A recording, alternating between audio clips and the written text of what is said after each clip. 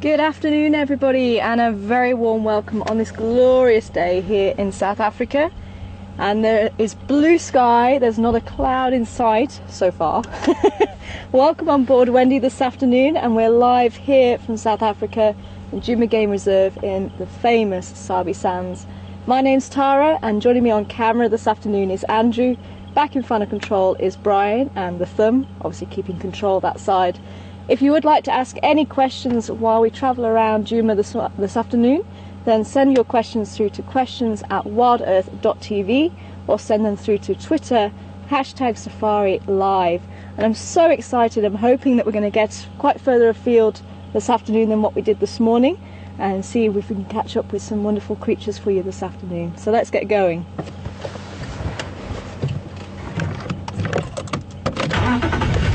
Now, some of you might recognise I'm not on the quarantine area. I am on Zoe's Road, and we're just approaching Fullerman's cut line, just to mix it up a little bit. And we do have full signal back, so we can travel a few different roads this afternoon. But I'm still convinced there might be a leopard somewhere close to the lodge. So I would like to try and end up there this afternoon and see if we can find ourselves a spotted cat. But I would like to welcome on board some very special people who are my fellow PhD candidates from the University of Reading, and they are on board with us hopefully right now, and hopefully we can turn them into some regular Wild Earth viewers. And welcome on board to Hugh, Yati, Sam, and Rose and Elise. So I hope you're all doing well, and they're currently in a meeting with our supervisor, Professor Mark Fellows, and Dr. Becky Thomas from the University of Reading. And without their help in writing the paper on the leopard interactions that we saw here at Djuma Game Reserve, I'd never have been able to get that paper out and tell the academic world exactly what's been going on out here, which I think is extremely important. So welcome on board, guys. I hope we can find some interesting animals for you this afternoon. We do have quite a beautiful impala ram on the screen at the moment. And I think these are the three boys we've been seeing quite a lot of. And I see the wildebeest are in this area as well. It's nice to catch up with them. And it's very normal to see wildebeest and impala together, and other animals as well, because they'll actually make use of each other's strengths and weaknesses when it comes, or certainly the strengths when it comes to detecting the predators. Impala, obviously, good eyesight and good hearing, and the wildebeest also very good at detecting predators, and if there's more of them around, there's more numbers to detect those predators. So safety in numbers, so that's why you will often find different species together, and they'll actually compete, or they won't compete for the same food. They'll actually eat different parts of the grass or different species of grass, so that's why they can actually get on quite comfortably together.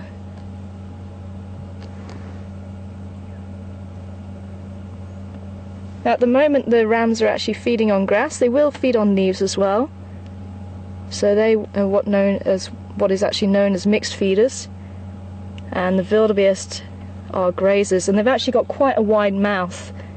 We'll have a look at the wildebeest just now, and you'll see they've got a very wide mouth for trying to gather as much grass as possible per bite, whereas you can see here the impala have got a fairly narrow mouth, and that will actually help them to get in amongst the branches to pick off leaves as well. And you will find that with browsers. They've got quite a pointed face to allow them to get in amongst the branches to pick off the leaves.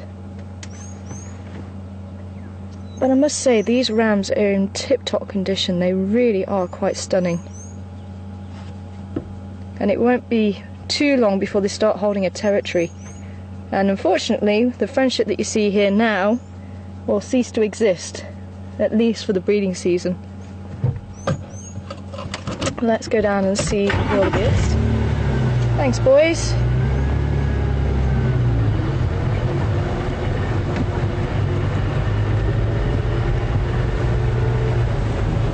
And there's one or two of the babies that you can still see. There's one on the road here. So the babies are about 2 months old now. And we've got a few of the adults just to the left there. Keep up, little one, otherwise you are going to be food for somebody.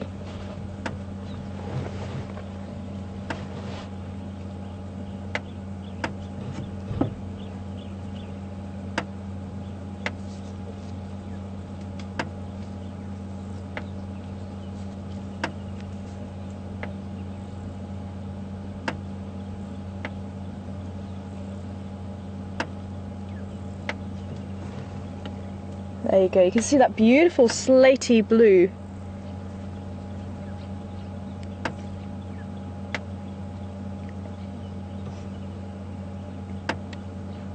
Hi Al from North Carolina, and good afternoon to you. Welcome on board Wendy this afternoon. And Al would like to know, how did the wildebeest get their name? And it literally translates as wild cow. So when the Afrikaners were crossing the country and they came across these animals, they actually thought they looked like a domestic cow, and I'm sure they thought they were related as well. And a lot of people do think the wildebeest is a type of cow, but it's not. It's actually an antelope. And of course its other name is the gnu, and it gets that because of its call. Let's see if I can actually imitate it for you this afternoon. And it goes wow, wow. It always sounds to me like someone trying to start up a motorbike. Not quite getting it there. Doesn't quite kick in. There we go. I wonder if you heard that. That was a baby.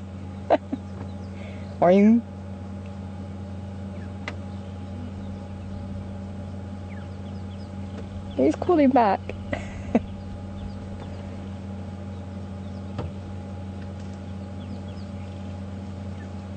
So you have the brindle gnu. Oh.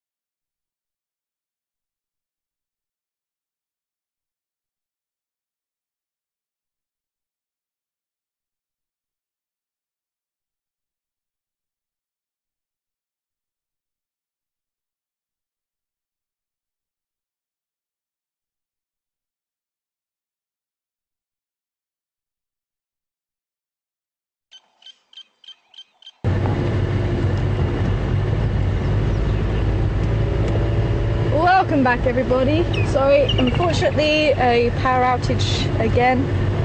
We're having load shedding all this week,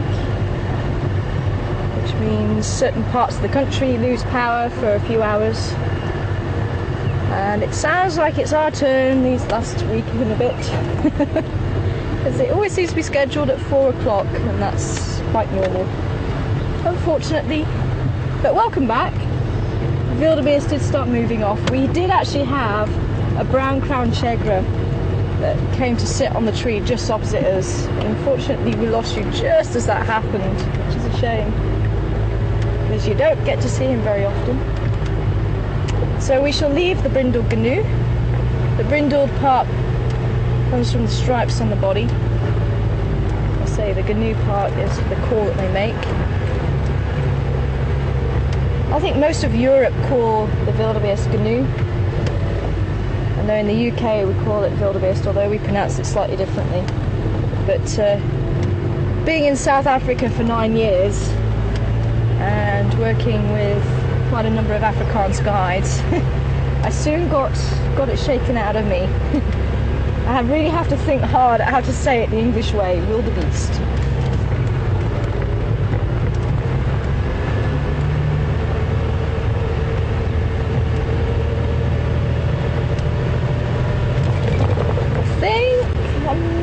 I think America calls them GNU as well.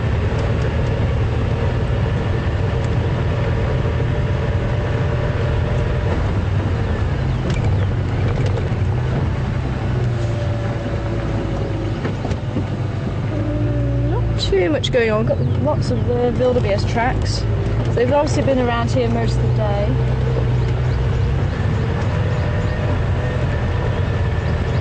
I think we'll head down towards Treehouse Dam and then maybe we go across to Cheetah Cliff Line.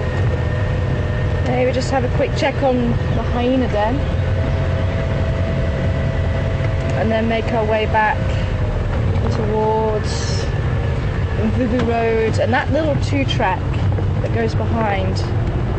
That was screaming leopard habitat to me yesterday when we were driving around there. I really was quite surprised we didn't run into the leopard there. So yeah, we'll check out the dams.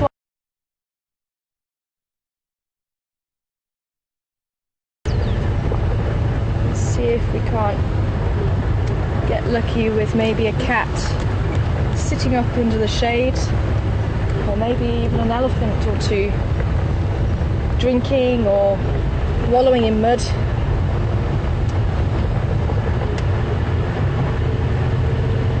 Very nice to see this afternoon. Or even a hyena.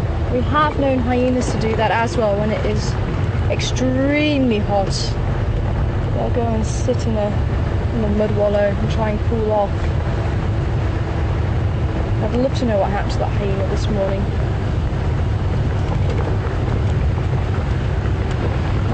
And we do actually use quite a number of Afrikaans names for the animals. Klipspringer, which is a dwarf antelope, stands maybe about that sort of height. And unfortunately we don't see them around here, it's not very rocky. I was just saying to, oh hello, who's in the road there? Is that a daker? Could be the back end of a daker, yeah. There it goes.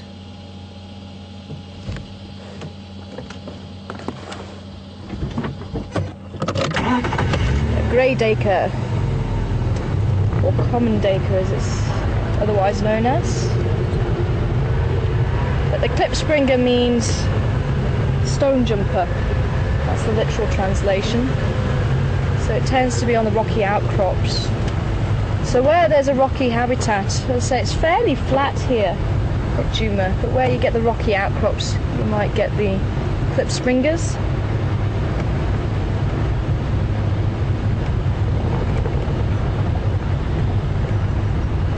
Where did the daker go? And the daker is another one, means to dive. Dives through the bush, and it looks like it has.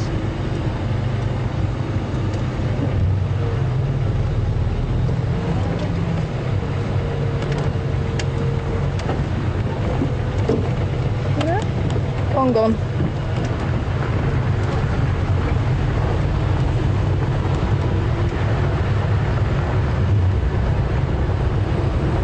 Just checking the trees to see if there's any leopard lying around there. Or what I have found, because when I was younger I always thought that leopards would actually sit in trees, and I think that's a bit of a misconception that we've been given, because the leopards further north in Kenya and Tanzania tend to sit in trees a lot more, and I think it's to get away from a lot of the biting insects. Whereas here, we find the leopards tend to sleep on the ground more, into the bushes or into the trees, unless they've got a kill, and they'll be in the tree with the kill. But yeah, we don't find the leopards in the trees as much as what I would have thought.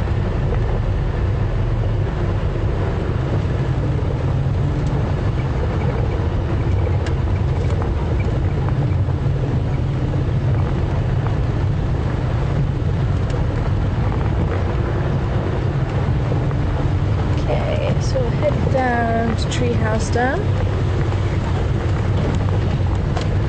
Let's take Shabam Road. Maybe we'll go down Shabam Road and come in from the southern side. Let's try that, because I don't think you've been down this road yet, have you? No.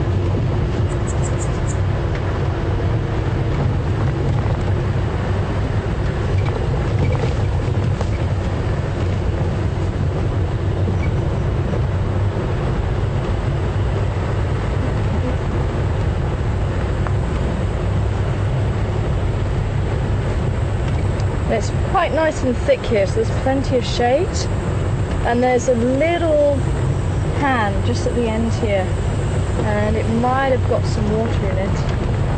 I always remember seeing Mafufanyani here, which is Karula's father,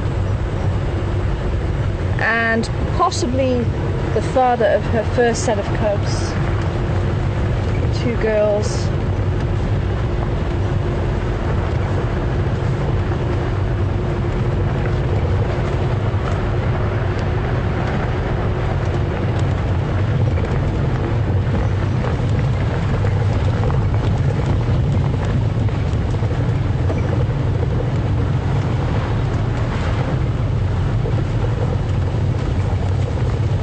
Now, if you're new to the drives, welcome on board this afternoon.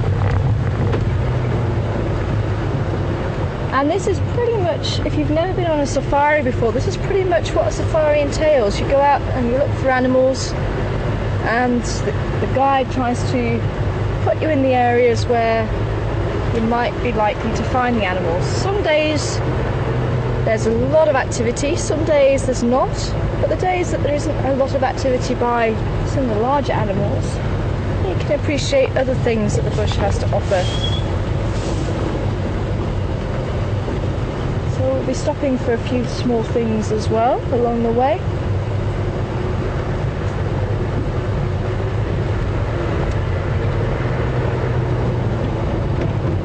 And as the temperatures start to decrease, I'm hoping the cats will start moving around a little bit again. But I do seem to remember this is what happened last time. When lions passed through the area, it would be a number of days before the leopards would show themselves again. Because lions are not the greatest friends with leopards. And especially the sticks. Oh, what's going on there?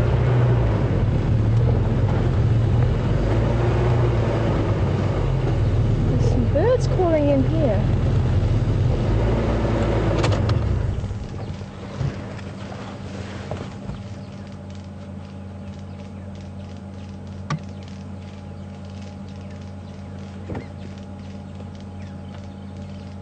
Can't quite see who's making that noise. I've never heard that clicking before.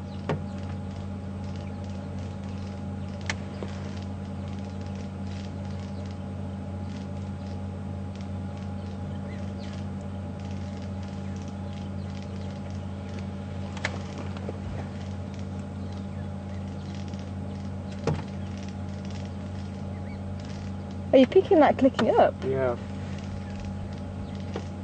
I can see some white crested helmeted shrikes just off to the right, but I don't think that clicking's coming from them.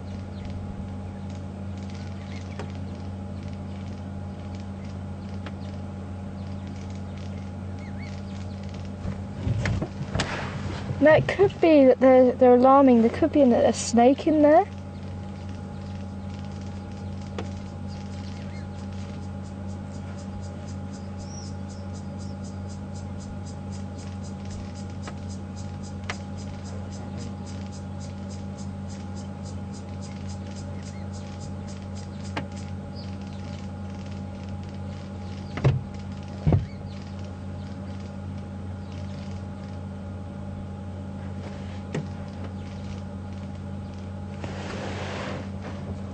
Good afternoon, Lutu so far.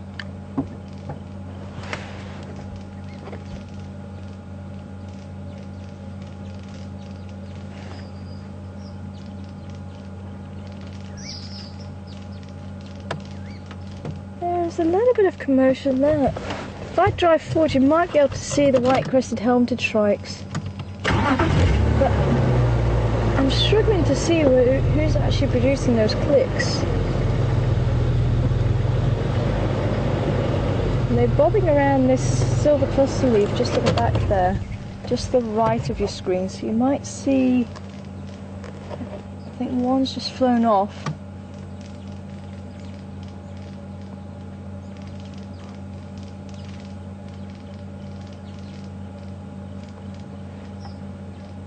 And this is the beauty about the African bush.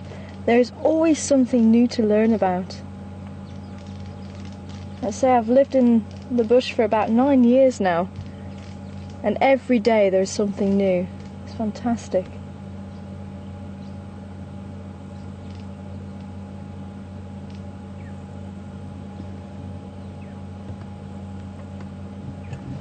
Okay, I'm just going to drive on a little bit more and just see if we can't pick up those helmeted shrikes for you.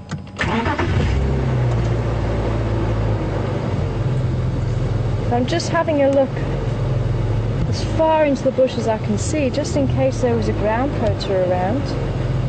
Let's say it could as easily have been a snake,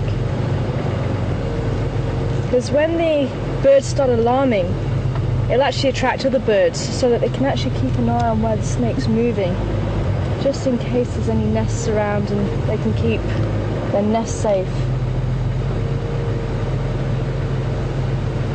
There goes the white-helmeted shrike.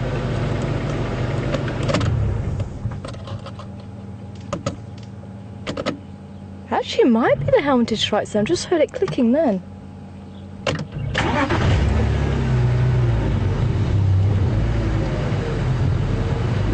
Okay, here we go. There they are. They're in the tree here. You're able to get them just to the left.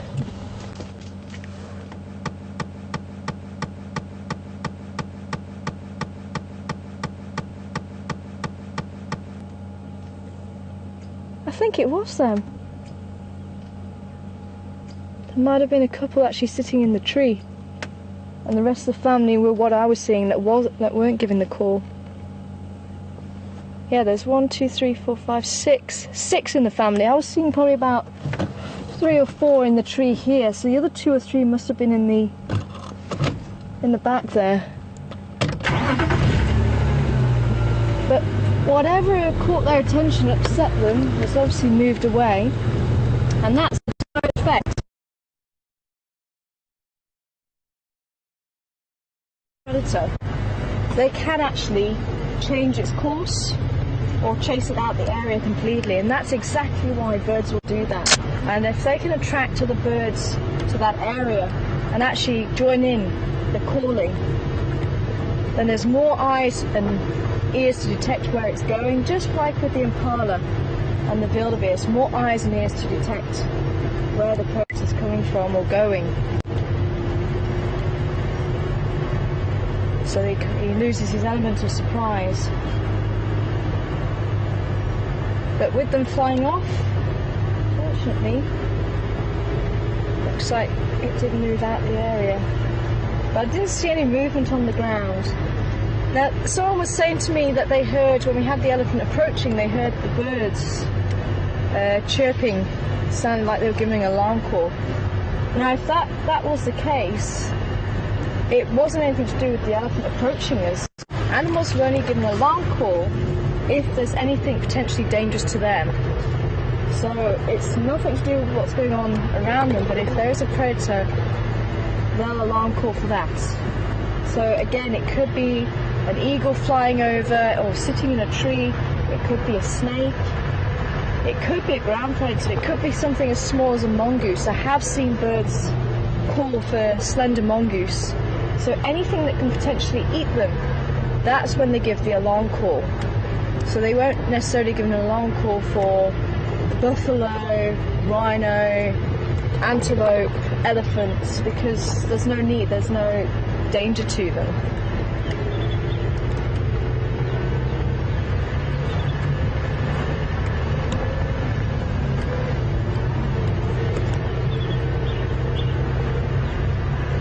Okay, we're just going to check out this little pan and then we're going to go down towards Treehouse Dam.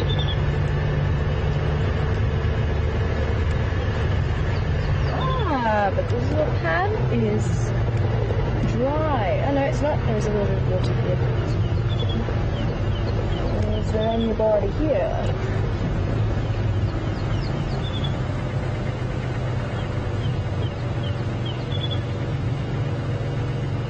No, not today. But I am just going to turn around and have another look. Because sometimes, just driving back the other way, you can get a different angle around the bushes. And occasionally you do have to see something of interest because of it. I'm just going to turn around.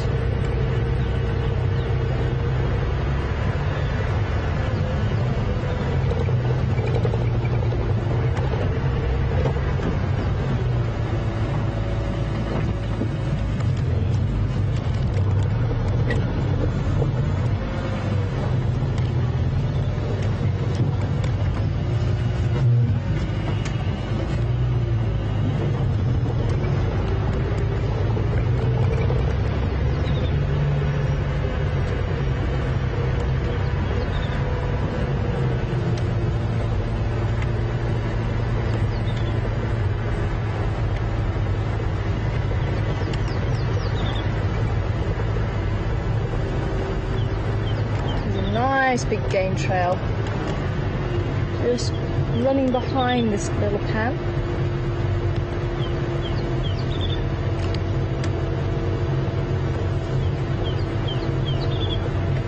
That bush fax machine's going.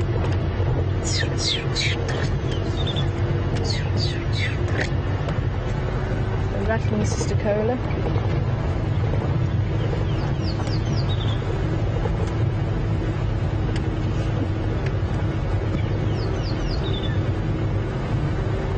A nice termite mound to be sitting on right now.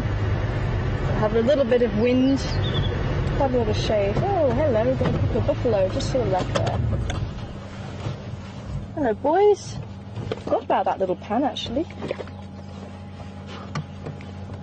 And especially this time of year, it can be a little bit more difficult to find the animals because there's lots of these little pans in the bush.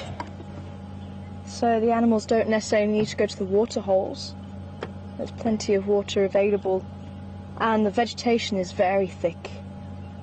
Whereas as the vegetation starts dying back, as we go into the winter time, it's slightly easier to detect the animals in the bush because it's not as thick and there's not as much water around, so you start getting what's called the water hole effect. So the animals come down to the water holes to drink because there's very few places they can find water.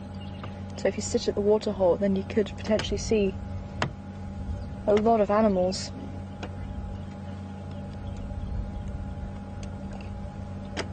But it looks like there's a couple of Duggar boys there.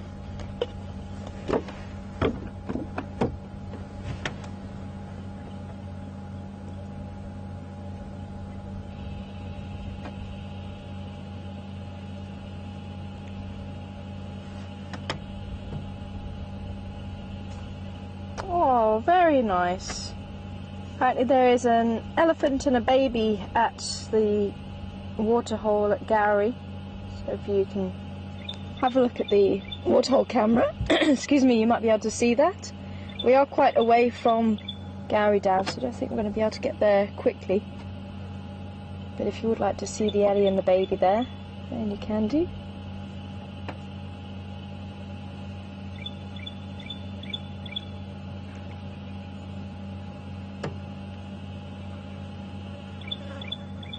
I would wager these boys have been here pretty much since this morning.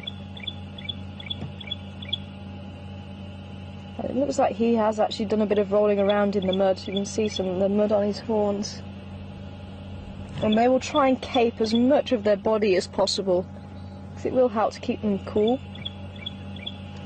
But it does act as a natural sunblock as well.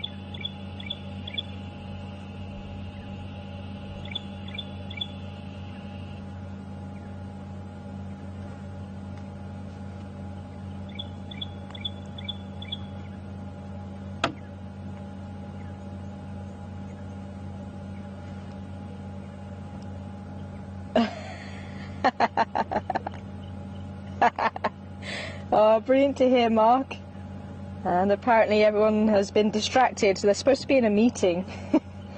All my fellow PhD candidates. And they're supposed to be having a meeting discussing what the week has in store for them. But they've been distracted by the drive, so I think we could be making a few Wild Earth regulars out of them. But great to hear.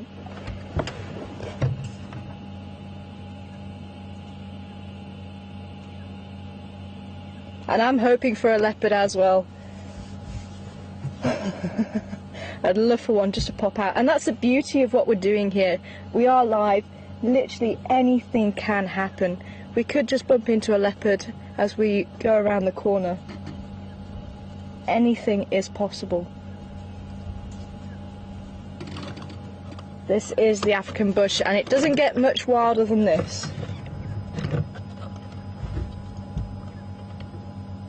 But it also gives you some idea of how much work and effort does go into making wildlife documentaries, because you can see how much we have to drive around trying to locate the animals to begin with,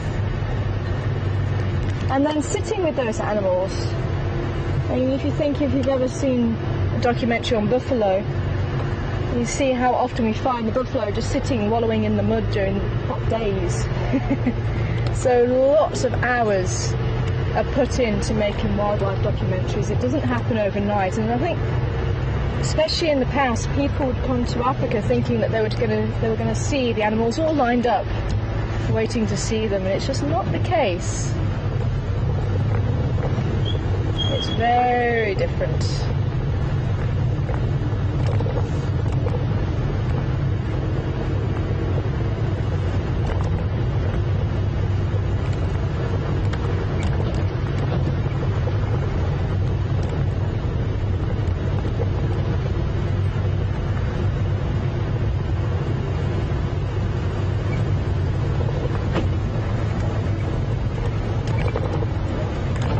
And apparently there's a lot of action now with quite a number of eddies joining at the dam, Gowrie Dam.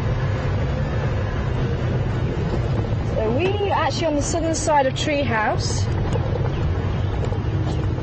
so we should be coming up to the water very shortly, so we'll see if we have some elephants this side. And actually, some of you might remember being on board, we had Karuda's father, Mafufanyaan, who I was saying that was one of the places I remember first meeting him. And we actually had his grandson here, Shivambalana. And we had a leopard that none of us had seen before. He had quite a lot of scarring all over his face. And Shivambalana was actually close to the water's edge. He was this side of the dam wall, and the unknown leopard was the other side. And it was almost like grandfather came in and was protecting his grandson. Now, I don't know if he knew his grandson was actually there at that point, but he certainly knew after the stranger left. The stranger actually saw Mafufanyaan and thought, I'm not getting involved in that.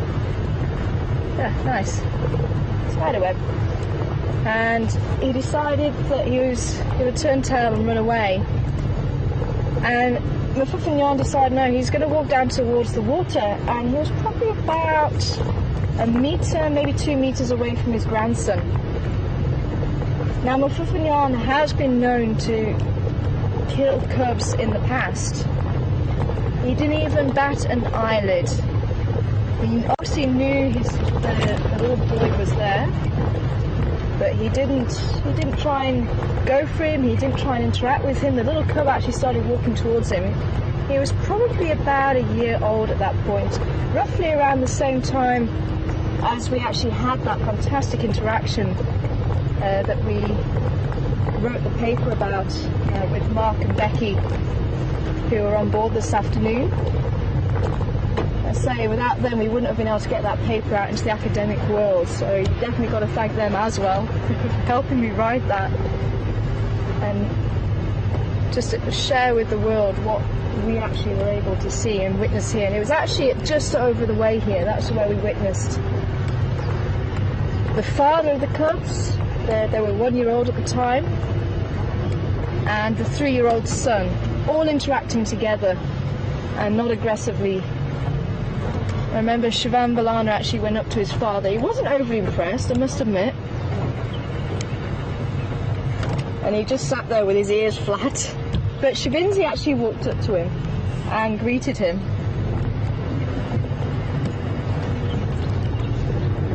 Okay, so we're going onto the dam wall. And we do have a couple more buffalo here.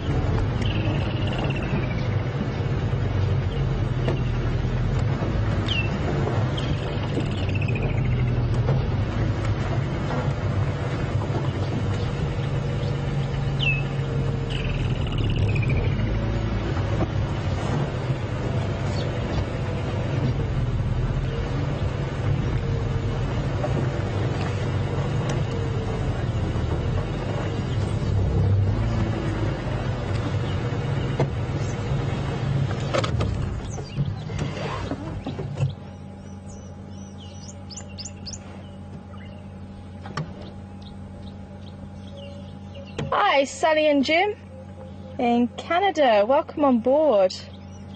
And I hope you're enjoying your morning coffee and the beautiful buffalo bulls that we have here for you this afternoon.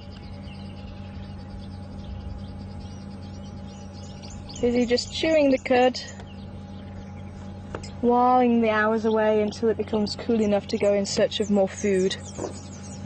And I really don't blame them, and it is very warm this side.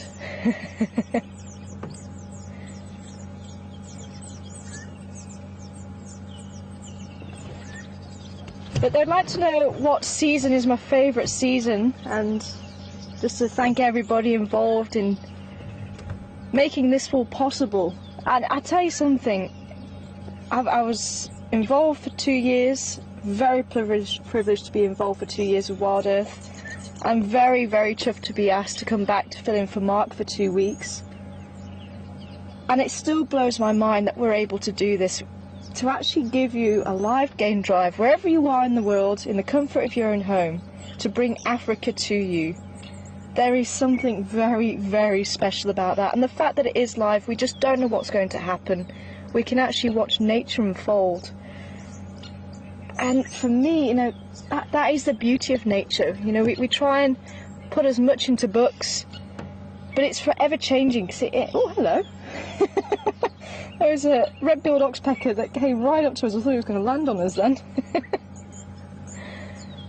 But that is what nature is all about. It's forever changing. It's forever adapting.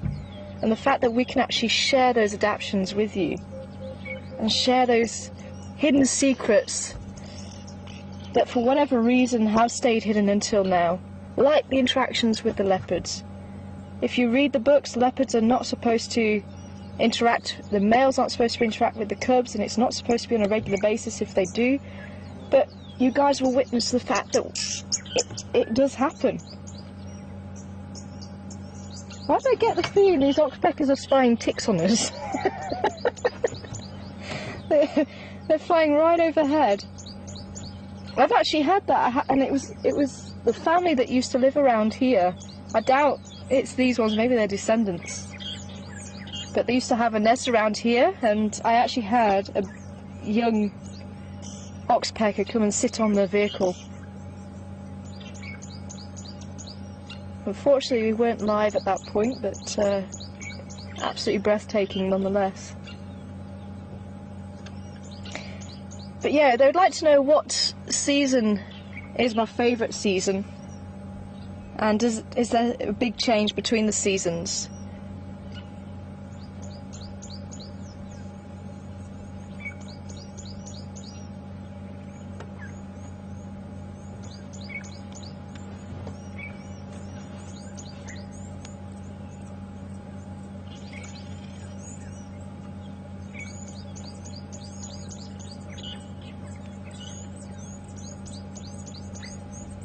Ah, okay.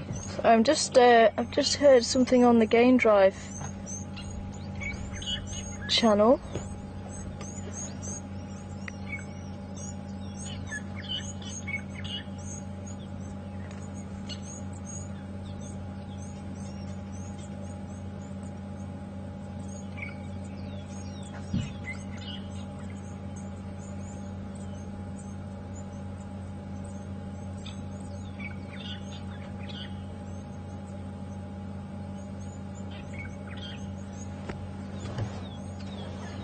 Okay, someone's just found some tracks leading north from the Twin Dams area for leopard. So we are actually on the right track. So maybe we'll go into leopard this afternoon. That would be fantastic. And as I was saying to you guys, I would like to actually try out that little 2-track behind the lodge, and I've just heard that someone might have seen there might be some meat that side from a carcass. So it is possible that there has been a leopard that side.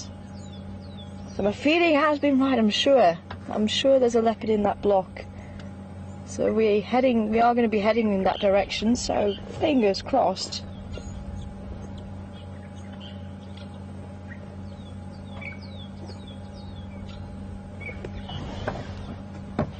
But the seasons do change, and the summer, which is what we're in now, is our rainy season, and then you do start to see the leaves change colour, which obviously happens during the autumn everywhere else in the world as well, and you do see that subtle change.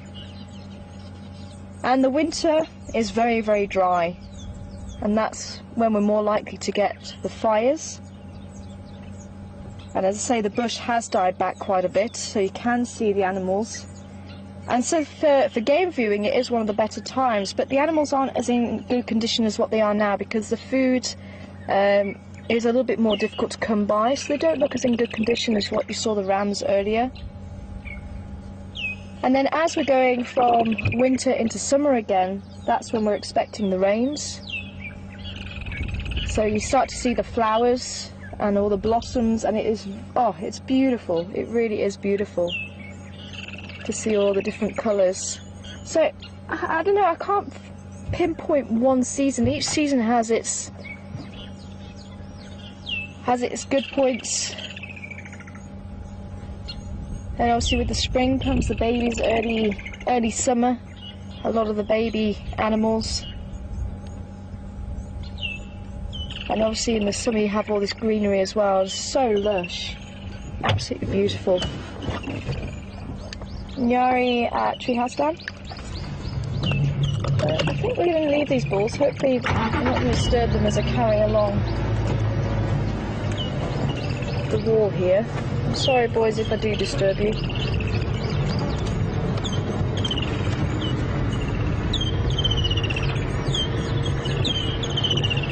Try and drive as slow as I can so as not to disturb them.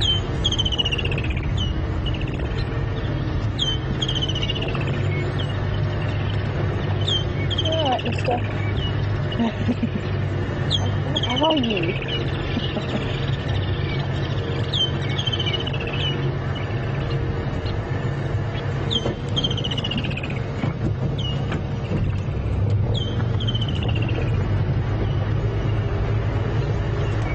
Hi Ramona in Kansas City, welcome on board this afternoon. Great to hear from you.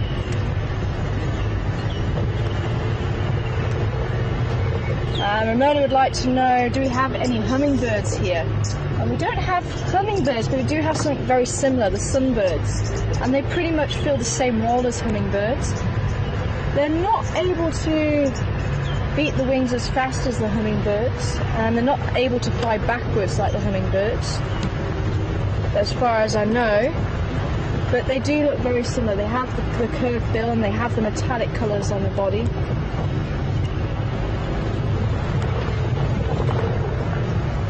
Hello, Hornbill. Text me.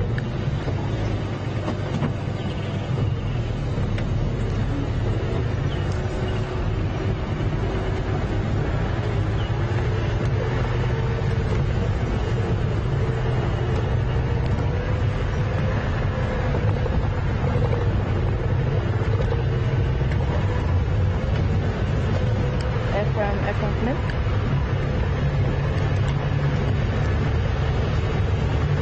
Just want to see which road Ephraim's taking. So what I want to do is see if I could take a different... okay. Copy, thanks. Who picked up the Enconzos from Twin Dams?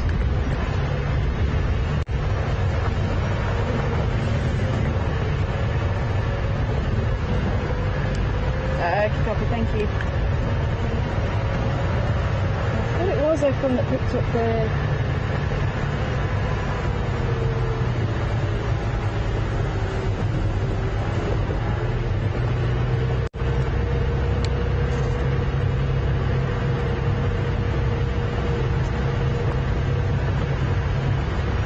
Copy that, thank you.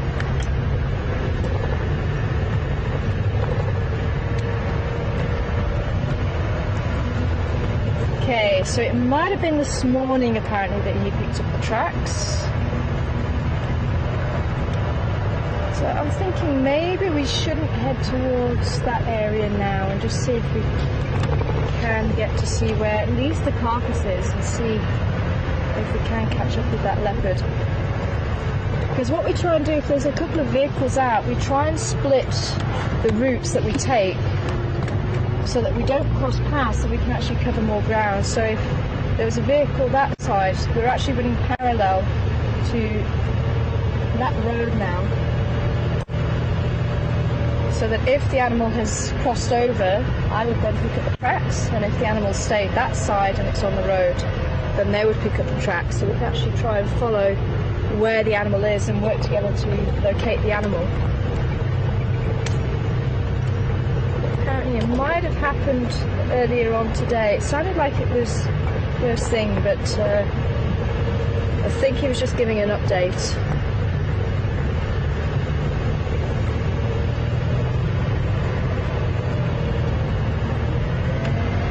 So we may get a chance to see those ellies at the dam.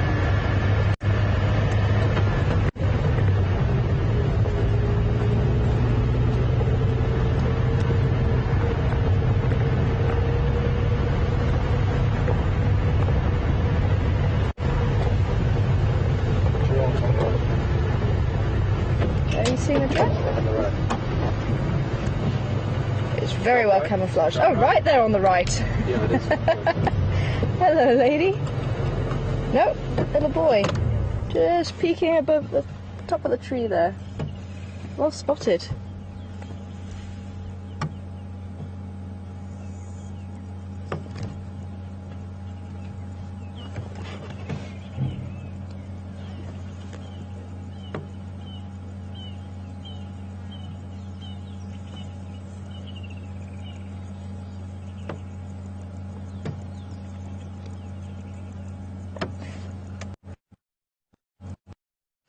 His head up.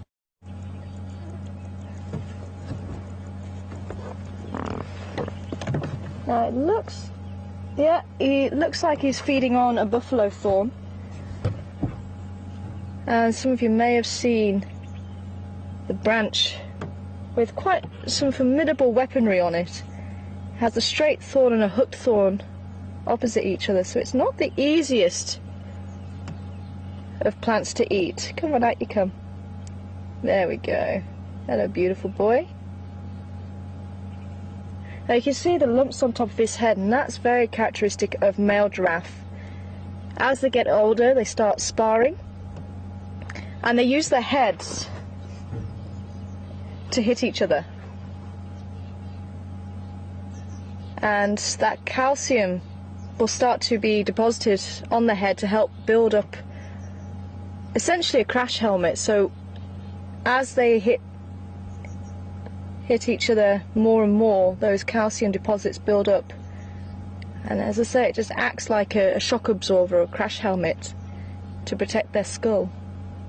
And that's one of the ways you can tell the difference between a male and a female. Females don't build these calcium deposits up because they don't fight each other.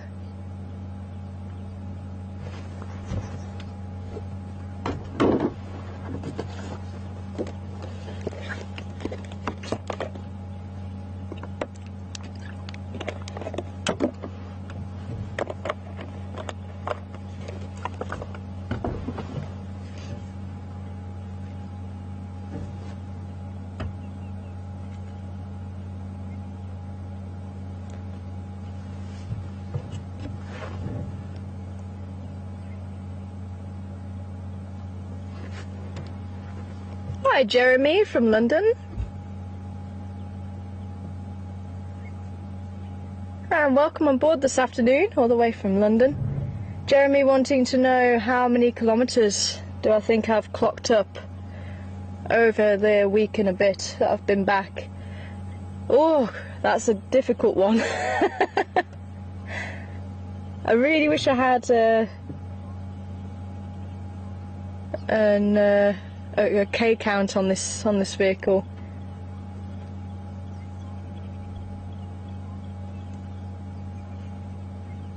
But I'm not entirely sure, to be honest. I couldn't even hazard a guess. But if you would like to ask any questions this afternoon, send them through to questions@WildEarthTV, #SafariLive.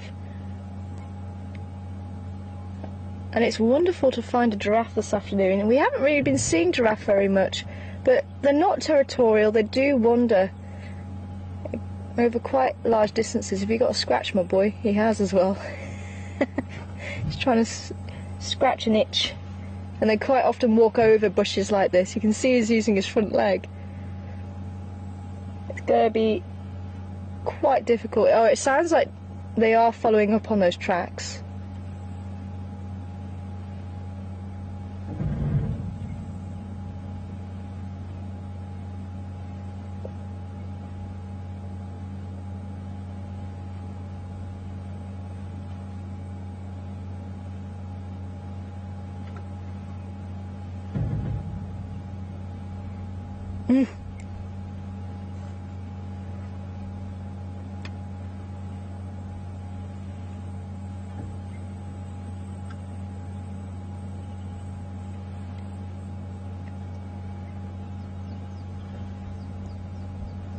Hi Steve, welcome on board.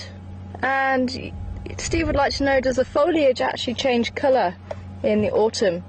And it does. For some of the trees they do change colour, but for many of the trees they do stay green. We do have the deciduous that do lose the leaves, and we do have the evergreens. He really has got quite an itch. I don't know if you can actually see this. I'm just going to try and get over the little rise there. There you go. Can you see? He's actually using the bush to scratch right between his legs, bless him. It really can't be easy being that tall and accessing those areas. And there you go, he's going to walk over the top of it. Are you all sorted now, mister? I hope so. It's actually getting quite dark. And they do tend to get darker with age.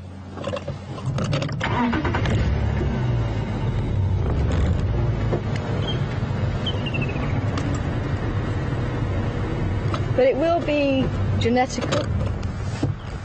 So it depends on their genetics how dark they'll get. And actually you can see the top of those ossicones, the horns, they are bold. And that is also another way you can try and tell the difference between a male and a female. The female has fur over the top of those ossicones, and the males, because again they've been fighting, the fur actually wears down. But you can't use it as an exclusive.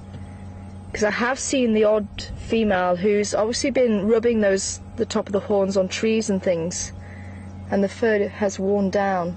And if you notice as well, they're quite blunt, the horns or the ossicones, and they're quite fat. Whereas with the females, the short and fat. Whereas the females, they're fairly long and thin. So that's another way that you can tell by the head of the giraffe if it's male or female. But you kind of have to put everything together. You can't just go off of one thing. I say we actually came across an extremely dark female. It actually looks like he's got a bit of a limp, this guy.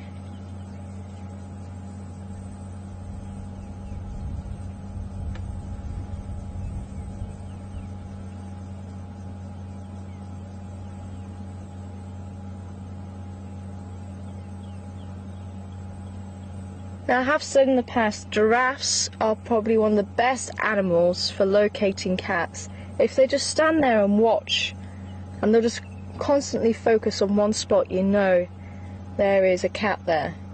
Because that's really the only thing that's going to be causing a problem to them.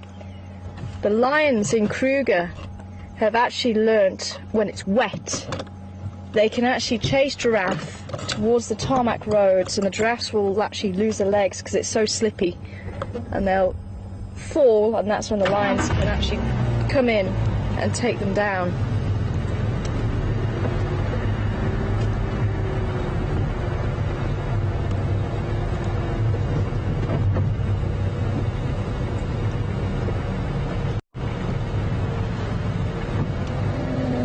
Be a bit too thick there. I thought we might get a nicer view if we just went up.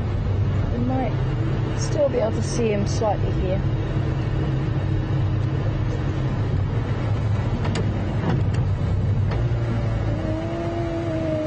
It's a little bit difficult there. One Dolomiti on Weaver's Nest Road.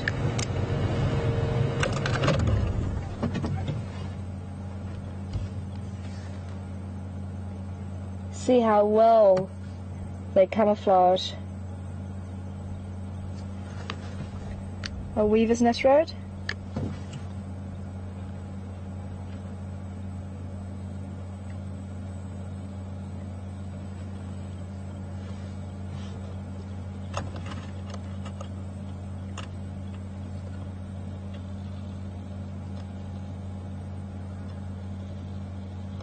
Amazing, hey?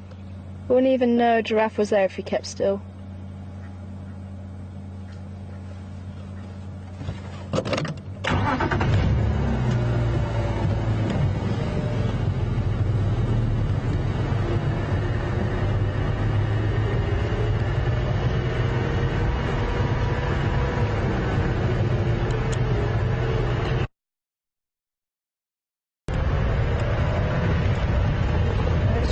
Check Chili Pan, just in case the cat's lying up here.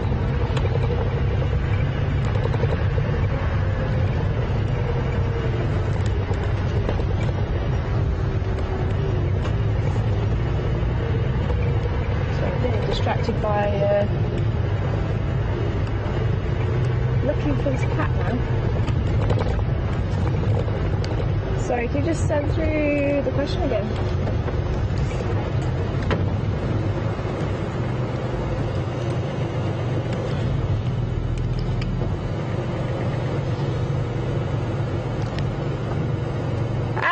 That was it, yes. Yeah, interesting question. Happy Cub from Pennsylvania. Do giraffe tend to each other's offspring like other animals do? And as far as I know, they don't. I've not heard of them tending to each other's offspring, because giraffes are funny creatures.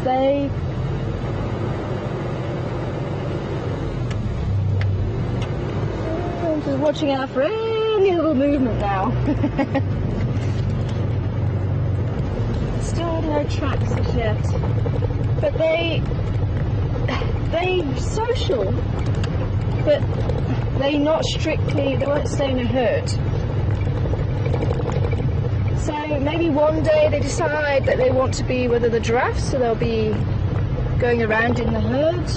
And then maybe a few days later they decide, you know what, I want to be on my own. Just a bit like the buffalo. The buffalo?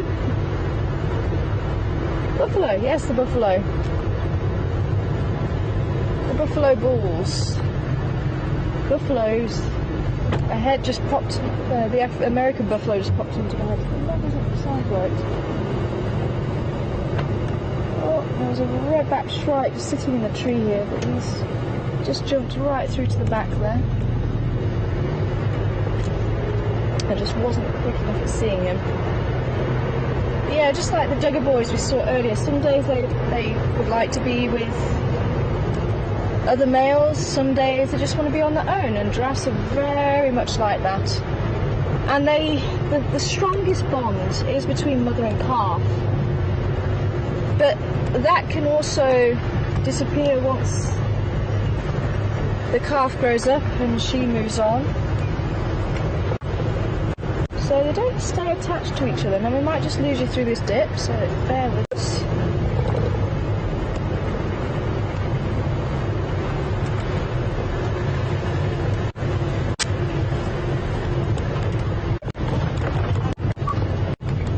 Anybody with the involved at Gary down?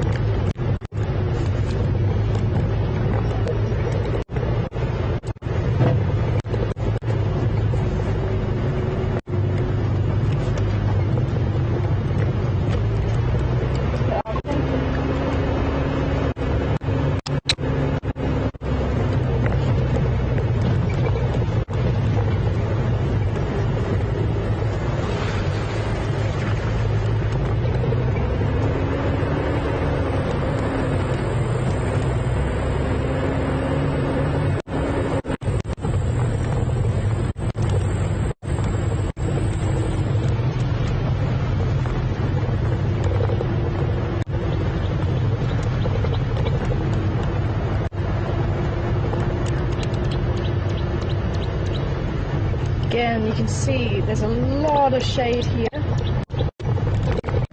Again, this is perfect.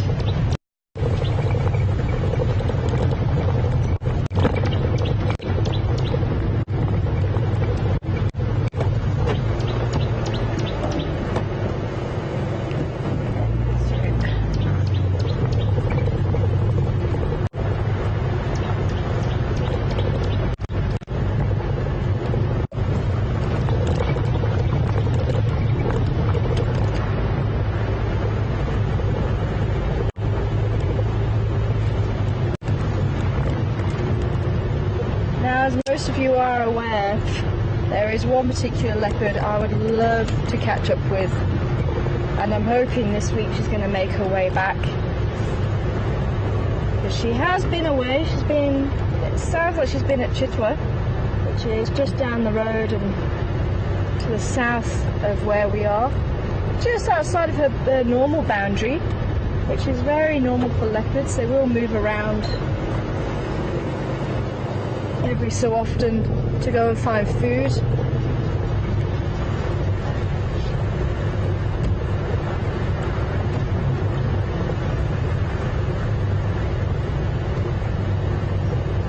Sandy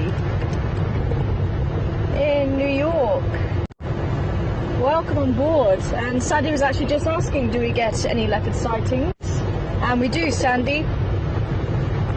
And I'm so keen to find leopard. We have had a couple of very brief visuals of Karula's boys. Karula you will hear a lot of. As I say, she was, or her family was the main focus of the paper that we wrote. And we actually witnessed the interactions of her family. And she actually left her mate to babysit the cubs while she ran off after a daycare. Much to the amusement of the male leopard, but the cubs actually followed him away, and it was just an incredible morning. It really was. And as I say, she's actually shared a lot of insight into leopards in the Sabi Sands with us. We really have been so privileged to be able to follow her so closely. And she's had the cubs playing around the vehicle. And as I say, it's great to hear that Dr. Becky Thomas and Professor Mark Fellows, who helped me write the paper, they actually work for Reading University, or University of Reading, is the correct title, and that's who I did my PhD through. And it was through their help that we could actually write the paper and get it out there in the academic world, because nothing was known about leopards interacting on that scale. And as I said, she witnessed it here on Wild Earth, so that's why I'm so keen to catch up with this lady here. She is so special. She's actually been my inspiration to go on and do leopard research, which is what my PhD is all about. And it's actually in an area where they're not protected like they are here in the Sabi Sands. Anybody could hunt them if they have a permit. They go and ask for a permit in the area, and they can hunt them if they wanted to. So life is very different for those leopards out there. But Karula's had 4 sets of cubs that she successfully reared to adulthood. The first 2 were girls, Tandy and Saseka. And then she had 2 boys, Mishu and Induna. And Induna stuck around for 3 years before he left the area. Then she had Shavinzi and Shabambalana. And Shavinzi, we're not sure what happened to her.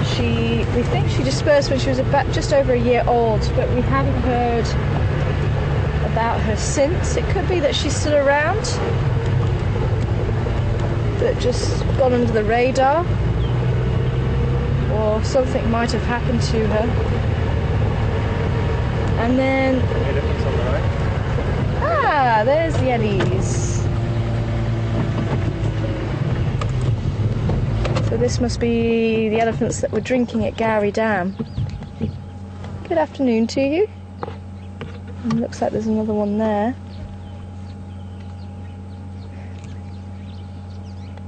I think there's been a couple of people concerned at how close we're getting to the Ellies. Now, we're actually not getting that close to the Ellies.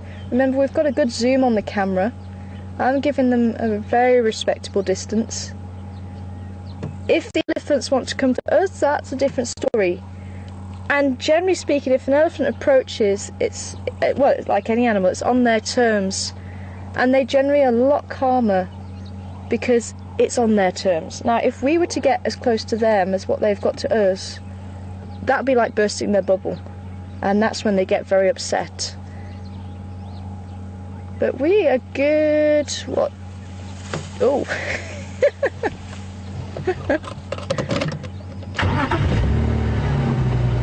That young bull just showing off there a little bit. There's another bull that he was saying that to. So like here, it's... Oh, there we go. Hello, lady. There's a couple of youngsters here as well. Now we are good, what, 40, 50 metres away from this herd. I wonder if she's wanting to cross here. Wanting to cross here.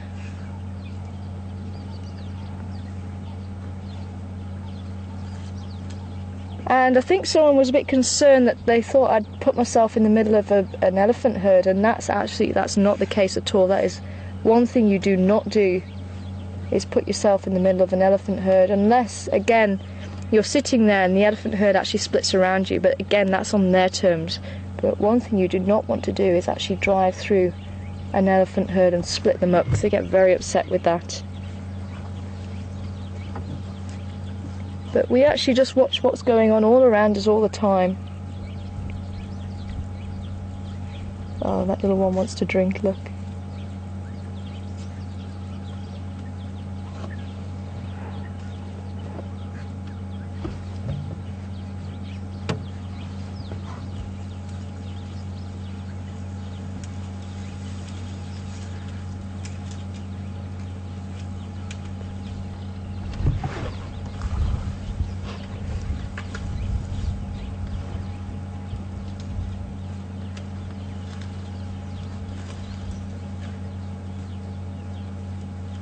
Hi Lucy, welcome on board this afternoon. And Lucy would like to know what my favourite... Oh, look at that baby. Lucy would like to know what my favourite animal is and what I'd like to find more of on drive. And I think certainly the leopard is well up there. My favourite's always been tigers. And I know I'm in the wrong country for that. But leopards really are the African equivalent. And rhinos. I love rhinos. I always have done ever since I worked with them in captivity. They're highly intelligent, and there's so much more going on with them than what people realise. Oh, there's a baby there. Even smaller than that one, look. Oh, how adorable. Now you can see it's very thick bush here, and it'd be very wrong for me to try and go any closer and to even try and get in there. We would disturb the elephants and we'd get too close, especially with so many babies.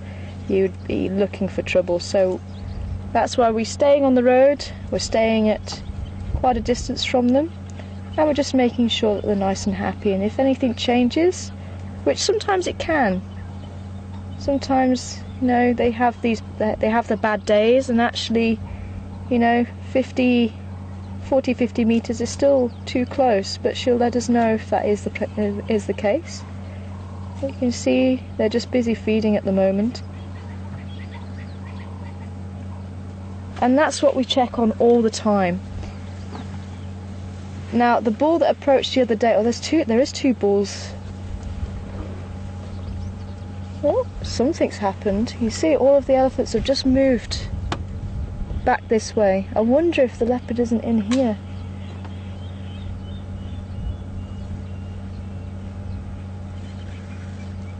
Yeah, look, they're all coming back this way, look.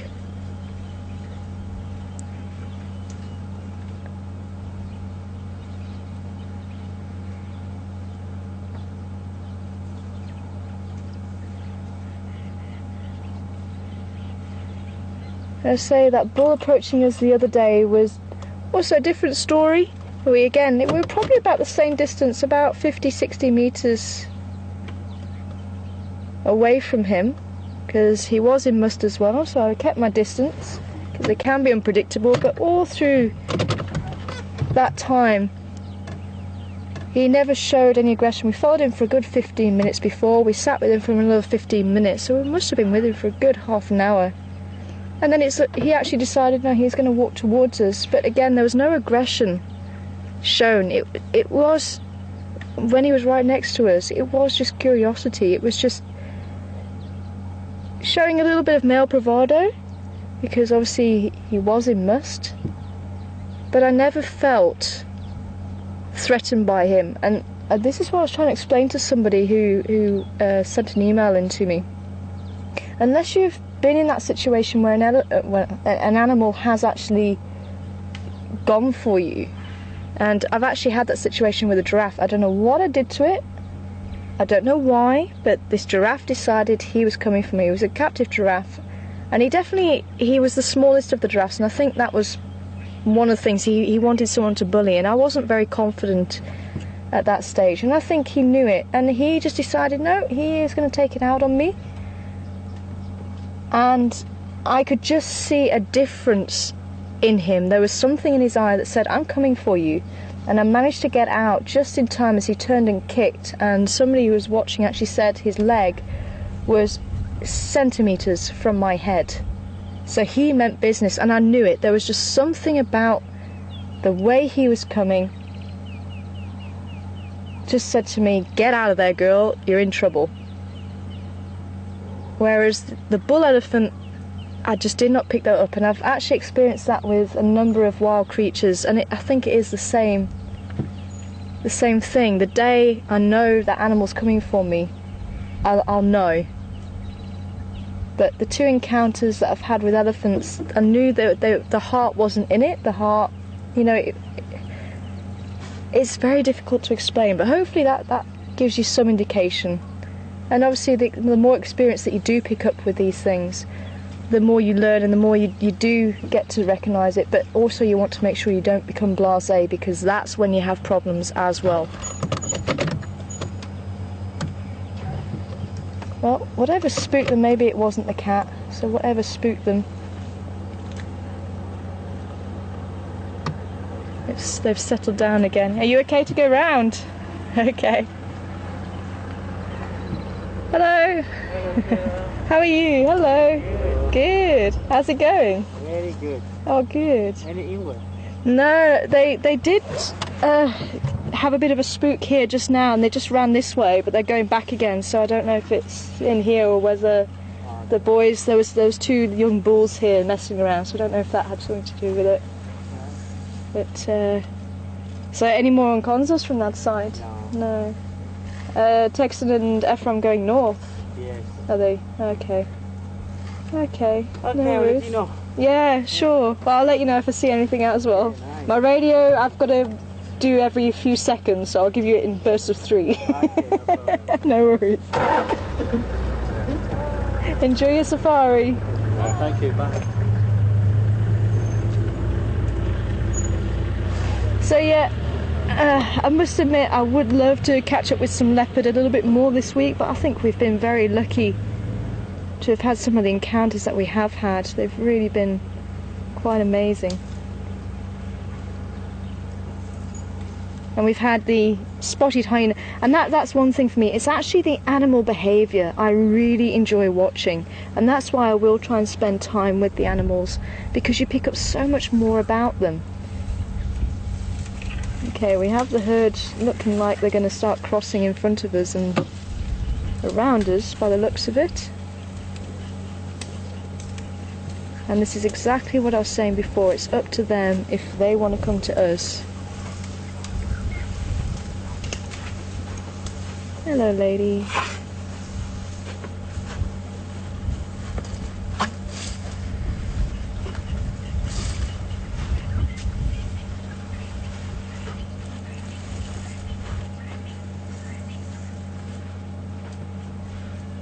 Yep, there we go.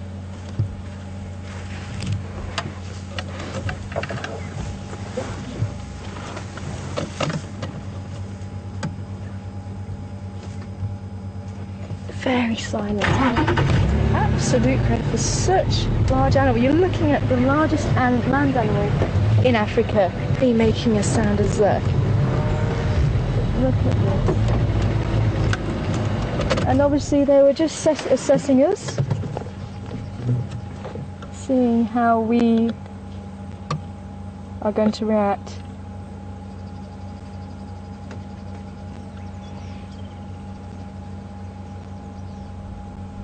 So I think we passed whatever tests they were giving to us, because these babies are obviously going to be very vulnerable out in the open, and they've just crossed. Look at that. While we were here. And that's also something else, you know, if you spend the time with the animals and they just get to realise that you're not a threat, you're not a problem. And then, as I say, they actually start to gain they gain your trust, and you gain their trust. And it's just this mutual understanding that, you know, there's not going to be any harm done.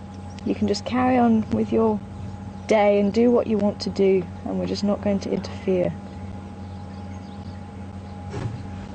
Go ahead.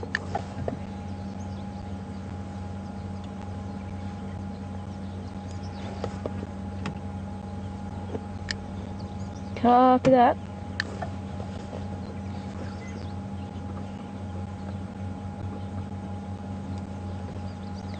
Copy. I'll try from this northern side.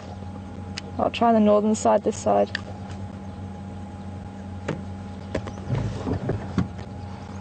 Oh, that was just so special. I actually thought they were going to cross in front, but I think because the rest of the herd were a little bit further down, they did cross a little bit further back. If she wasn't happy, she wouldn't have crossed.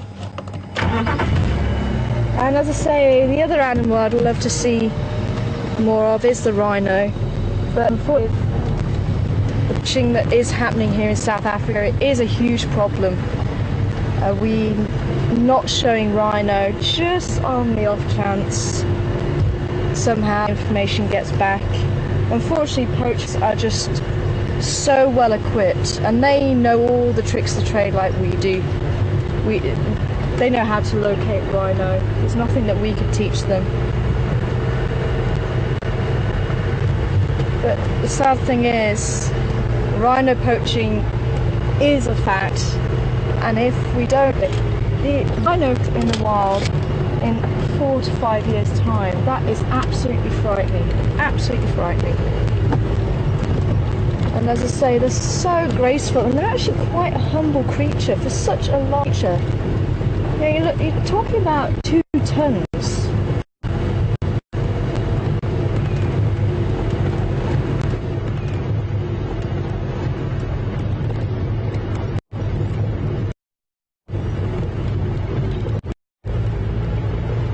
And they get spooked so easily. This the impala heard. Apparently they heard the impala calling.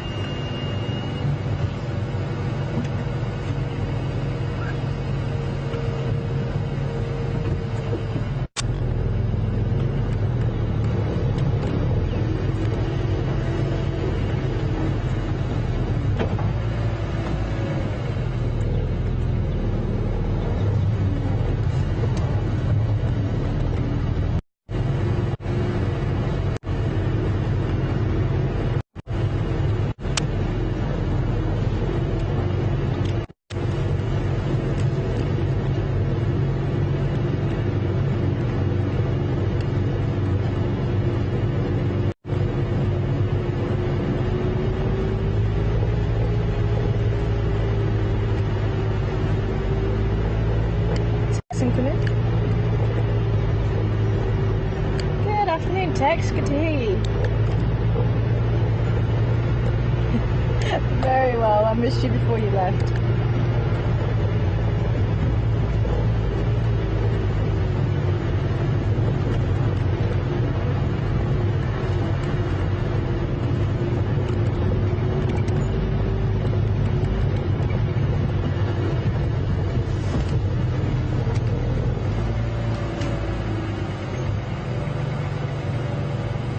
Okay, copy. No worries. Thanks, Tex. Hello again. You've got a twin down there. It's good to see you behind the wheel, hey? Yeah, it's some fresh ones are fresh. Yeah. Oh. Steam strong. I wonder if it wasn't those elephants then. Yes. I didn't see anything. Okay, give you thanks. Okay, well we'll go up and around that way then. Yeah, Mark. You see? This is the one I'm talking about. It wasn't me. Yeah, so I wonder if it wasn't those in glove then chasing it. Looks like just percent. No worries, I'll catch you in a bit. Was it over my own consoles? Sorry? Was it over my own consoles? Was it over my own consoles? I don't think so because... No. Oh, okay. Yeah. I might have missed it then. Okay, cool. We'll do a lap around. Okay, cool. Oh. It's just catching up with one of the guys from another lodge, and he was actually a tracker when I was here, but it looks like he's passed his guiding exams and he's actually guiding now, which is brilliant. A lovely, lovely guy. So it's just saying, so I must have missed where that leopard crossed, so I must have been too focused on the elephants up ahead. The leopard did cross towards quarantine, so apparently my tracks were over it, because I thought maybe those elephants were square. Through earlier, I didn't quite catch it.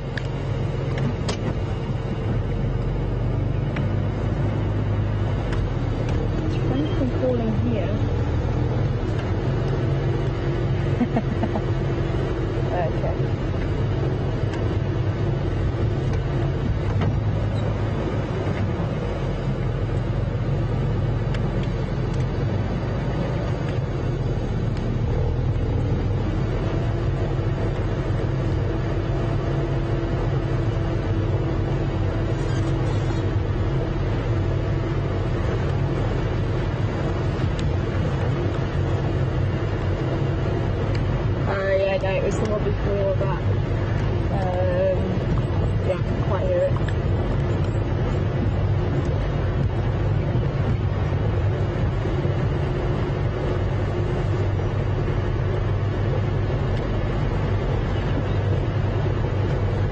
So some of you may have been missing when I've been saying the road names.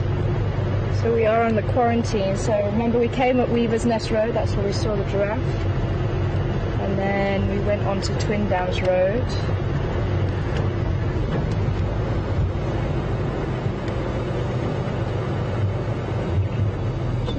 Just back around here, because we did hear those Franklin.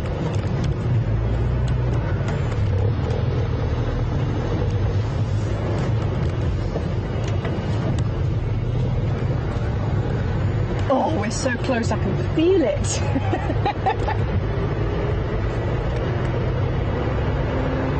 I'm just trying to see if we can put ourselves in the right area to try and see if we can catch up with a spotted cat this afternoon. Everything is pointed towards this block now. Let's say I was very eager to catch up with those Ellies. So I missed what was being left behind on the hello woodland kingfisher. What was being left behind on the bush newspaper.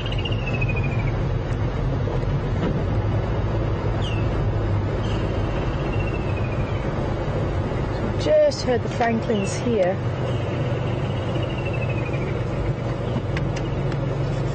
So now we're just really relying on maybe another alarm call, just to try and pinpoint where this cat might be.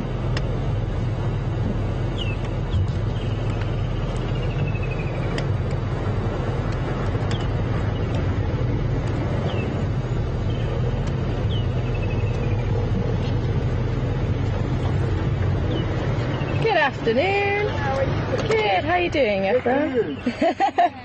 Hello. How are you? Yeah, they crossed just at the corner that side. They crossed up this way. We just heard Franklin's just in here. Yeah, I think I will check inside. Because from one of the beds, like in the garage, we book a one ingo just running. Okay. With the bamba, the bush pack. Okay. Yeah, I was running away. Okay. So it might be worth trying down there a bit later then. Yes. Okay. I'll try to go in here to check. Okay. How are you?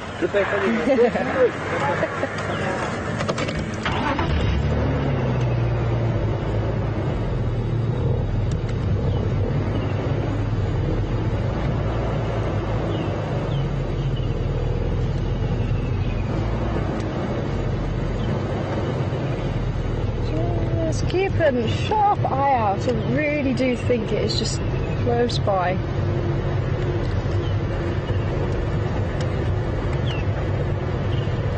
I'm on the edge of my seat.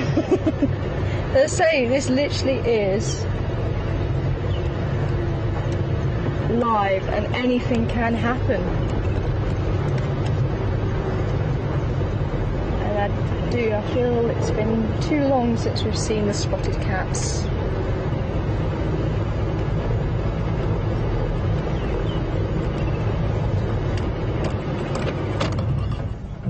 Where's that squirrel? Squirrel's calling. Squirrel might see it.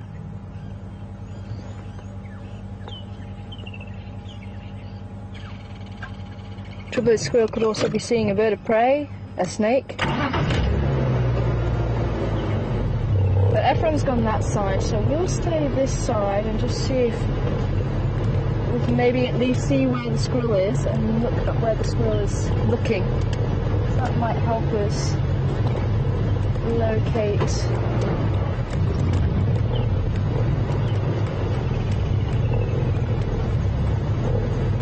squirrel still calling.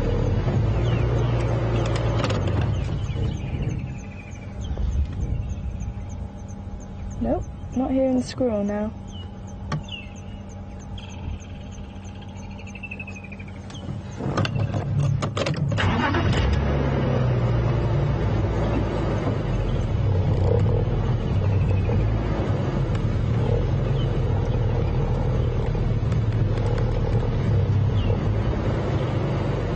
Just heard the Franklin again, but it's not the typical call.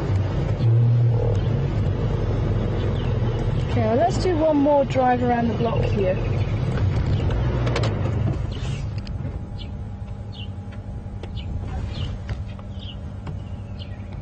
Oh. I don't know that squirrel.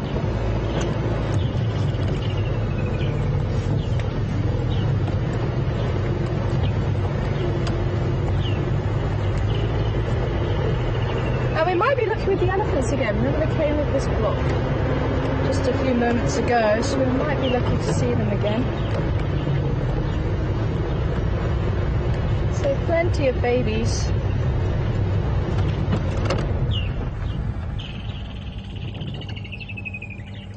Just heard some more francolins.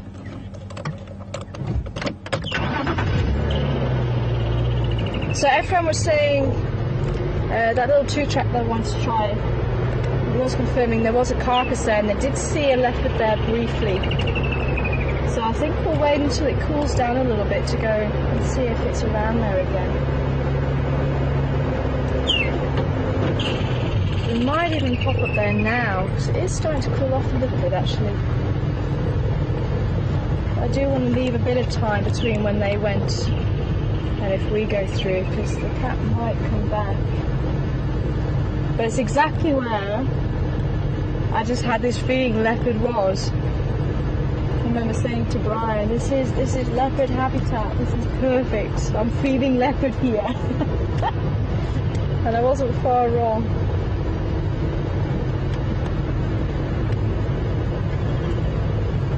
I just think it was just a little bit too far into the bush for us to see.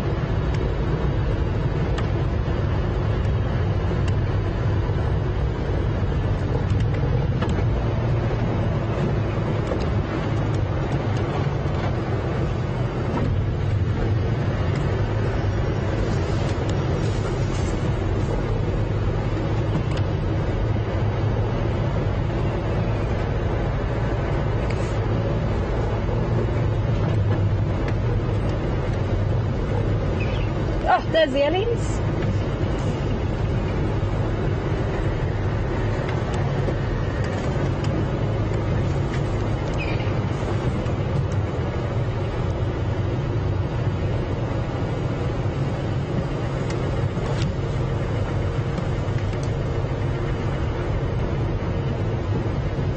I think that might have been the last of the aliens.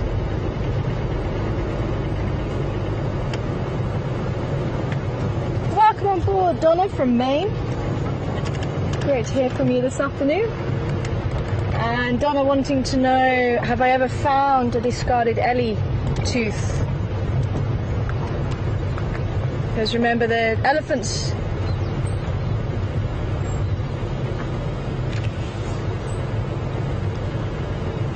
Well, see if we can actually pull over for the vehicle. But yeah, so they do actually replace their teeth. Remember they move from the back to the front, and they have 6 sets throughout their life, and they replace as the old ones get worn down and fall out. And I think they actually, as far as I understand, they just get worn down and crumble out. So I think it's parts of tooth rather than full bits of tooth. It'd be amazing to find the milk tusk of the baby elephants, because the baby elephants do actually have milk tusks, and they will shed them after about a year, and then their proper tusks will come out, just like we have our milk teeth. And remember, those tusks of the elephants are actually the front teeth. So they're these teeth here, and they grow outwards, but then they don't have the molars or the canines like we do. They almost like on a conveyor belt, and they move down to the front of the jaw. One of the young ones got back. Yeah, I think the Schlamby went. Oh, that side? Yeah, they had quite a few manpimpans. Oh. So, no luck, eh? Nothing inside. I wonder if he's lalapans in there. Yeah, I might be let up because it's too hot. Yeah. I'll be go around again. Yeah, well, we'll also do a loop around. Okay, no problem, baby. No worries. Ah, here they are, Ephraim. Ephraim. The elephants.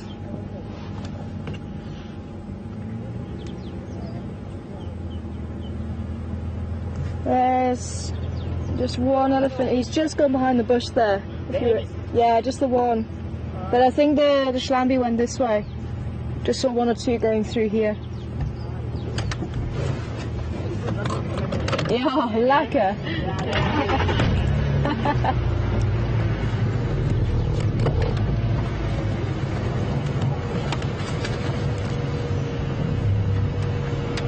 Yeah, here comes the young bull. Let's just wait here for him to see him again.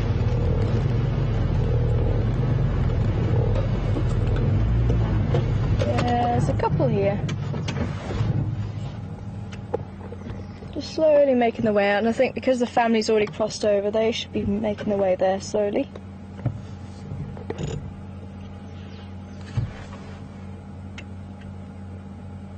And those teeth are going to be used to eat bark and fairly hard vegetation, fairly rough vegetation, so those teeth do go through quite a beating.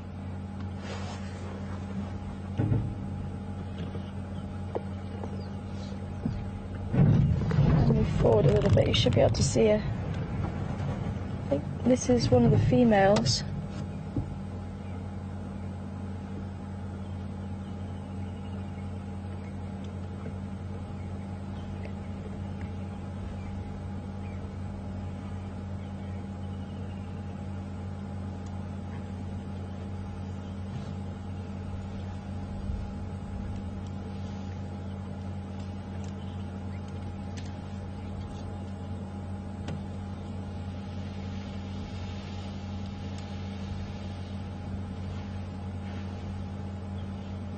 Yeah, the calf's in tow.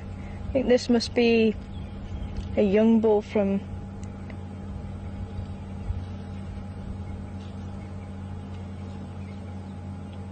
the previous birth. It looks to be maybe about 10, 12. You can see a little bit more independent from mum.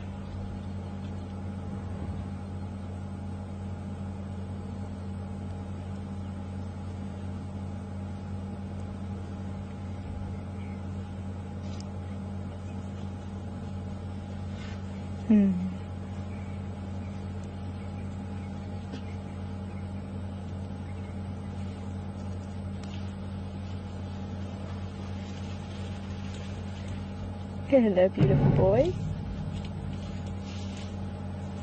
See, he's not quite sure of us.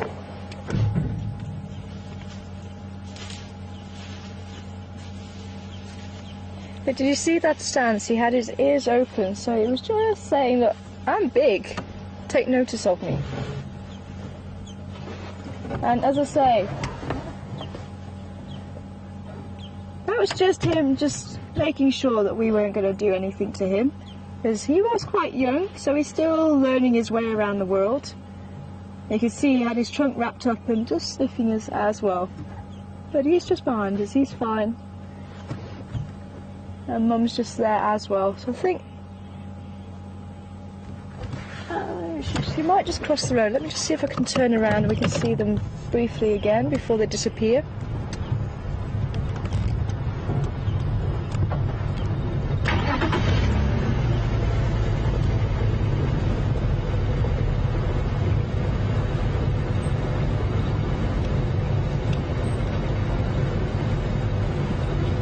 Should be okay to turn around here, yeah.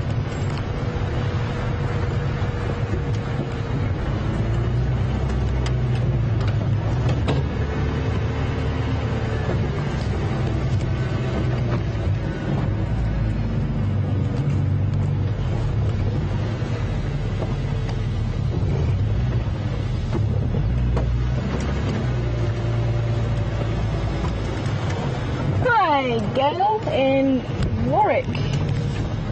Good afternoon to you, Gail. And I'm just about to put on what Gail's asking about, my sunglasses, because unfortunately the sun is right in our faces. And Gail was actually wanting to know if animals might find it threatening if I do wear my sunglasses, because it actually accentuates my eyes. And very occasionally I've seen it happen, and it was actually to a lion, believe it or not. There's a lot of tourists do wear sunglasses, and as I say, I've not really seen animals react. But the one time, and I wonder if my mum's watching tonight, because it actually happened to her, and I've never seen it happen since, but she did have fairly large sunglasses on, and she was looking at this young lioness, and this lioness wasn't sure what to do. She actually started walking towards the vehicle, and the lions were all chilled out and they were all relaxed, and they were just there, we were there, and as I say, this young lioness, she was probably about a year and a half old.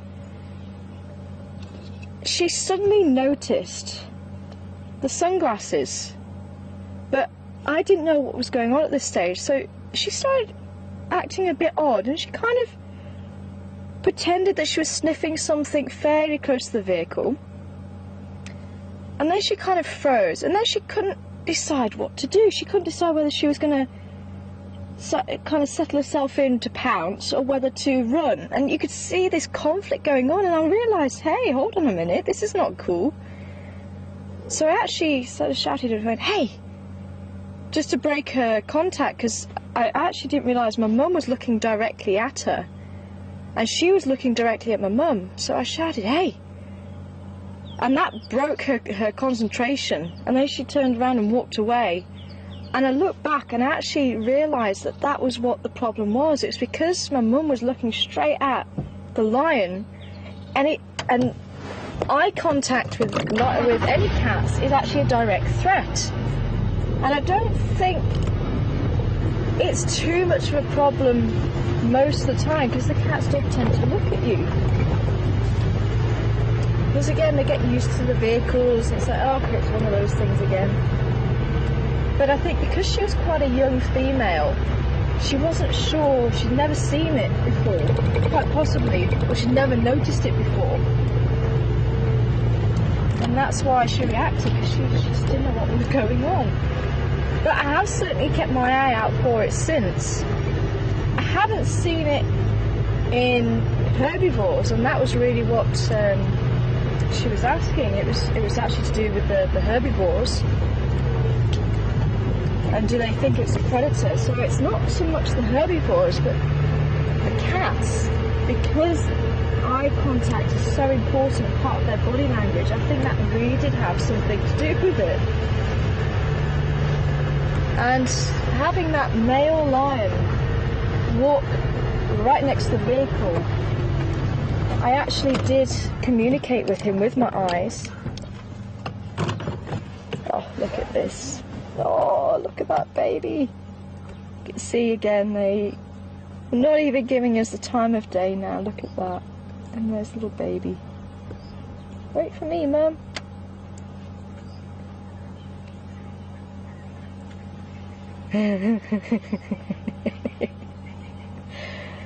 Oh.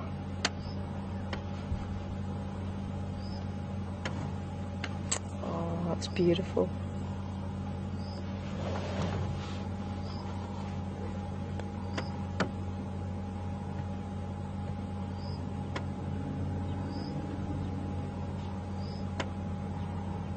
Oh, don't know if you can hear that deep rumbling. That's from the ways that the elephants communicate. Matriarch saying, come on, let's get going. Oh, hello. Just picked up a pace a little bit.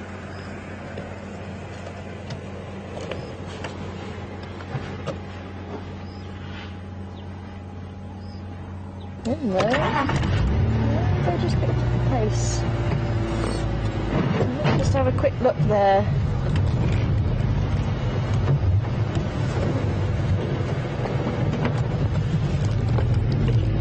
So yeah, as the lion walked by, I did just slip my eyes slightly and just look away. Now in cat language, that means you're okay. you don't need to worry. And if you ever notice your pet cat, it will do that to you. So if you're looking at the cat will quite often slit its eyes, so they're very narrow, and then look away from you, and that is actually them saying, yeah, you're alright.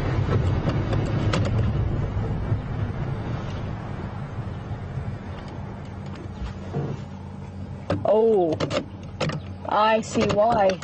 Just to our left, there's our close encounter. And with the bull being immersed, they've got babies, and I think maybe she didn't want the babies too close to the bull immersed, because they actually have been known to kill, or to at least chase elephants. I think I did read that they have killed female elephants just because of the amount of testosterone running around the body. It can be 60 times more than normal. You can see they really are just trying to put a bit of distance between him and them, so there's obviously no females in the estrus there.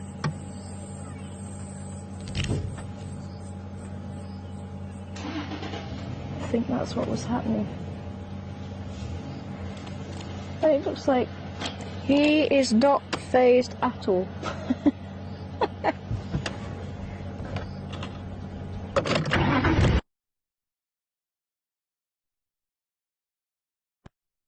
Not in the slightest. Yeah, they've slowed down now, look.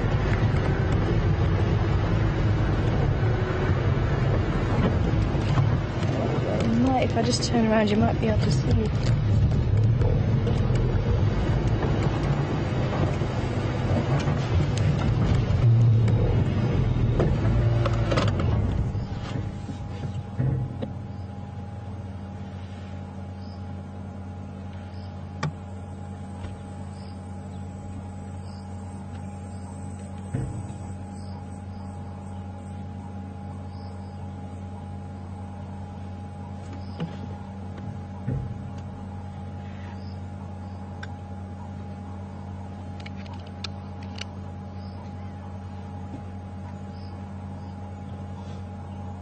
So apparently he wasn't too phased about the females coming through. He's quite happy.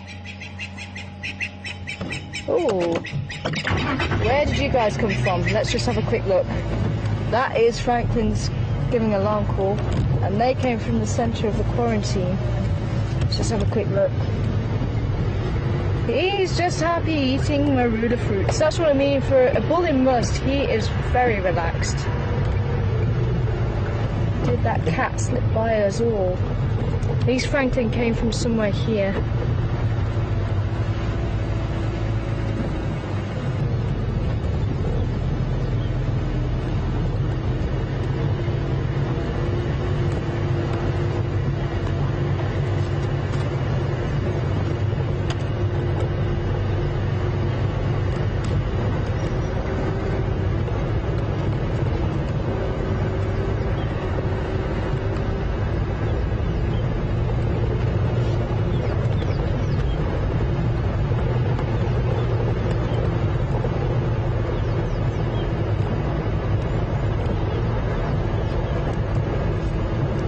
Unless we go and check out the carcass and then come back here. As I say, it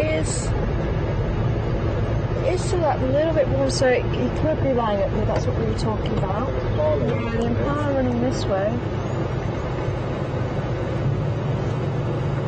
But they're not running away from something. I think they're just wanting to get to the open area. Oh, little babies. Just actually back up here, I'll see maybe something running and leaping, showing off how athletic they are. Yeah, the rest of the impala herd are on the way, but let's say it was more of a run to somewhere rather than a run away from somewhere. Oh, here we are. Just stopped here actually. Get behind this tree.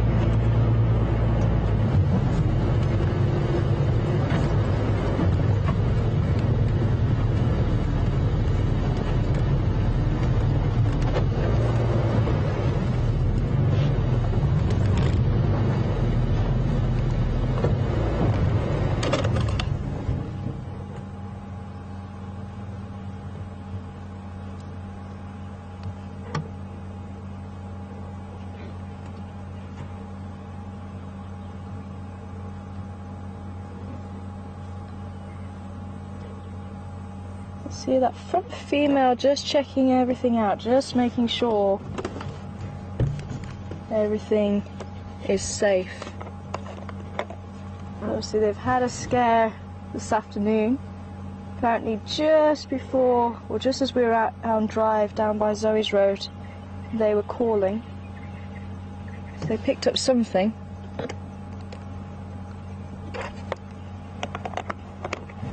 You can see she's on very high alert. Look at that posture.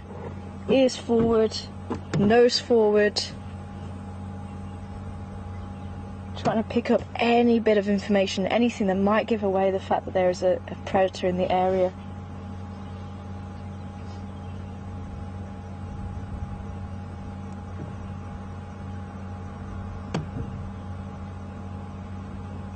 Notice the herd taking the time to come up this side. So we are on the quarantine still. We're just on the road that leads down towards the Gowrie Dam.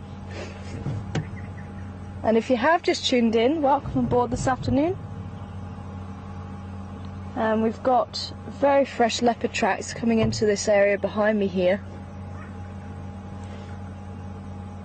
So we're pretty sure there's a leopard in this area.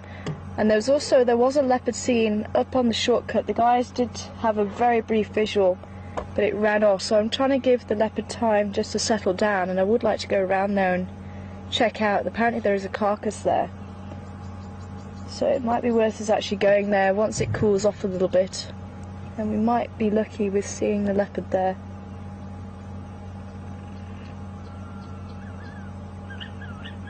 Ooh! Green pigeon. Oh, there he is, sitting up into the top of the tree.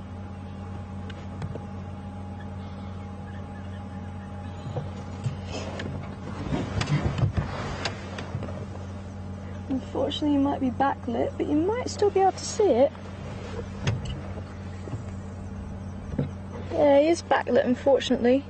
Can't see the green of those feathers. It's his call that just gave him away. Hopefully you heard it.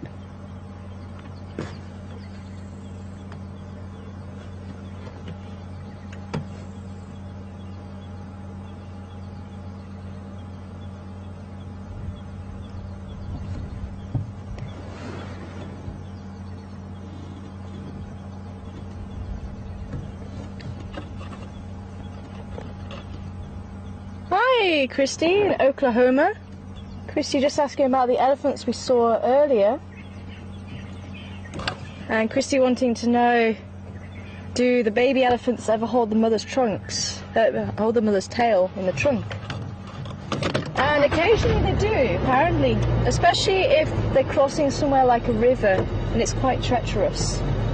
I've never seen it out here in the savannah. But where the river could potentially wash baby away, apparently they do, and the mother will actually hold the tail of the baby as well, so at least they've got hold of baby. So this is the rest of the herd. Interesting that they've split off again, because this is what happened this morning. We had the herd on the other side of the dam, and then we had the smaller herd that we've just seen on our side of the dam. Okay, this female is obviously just keeping an eye on things. I wonder if the leopard isn't in this little area here.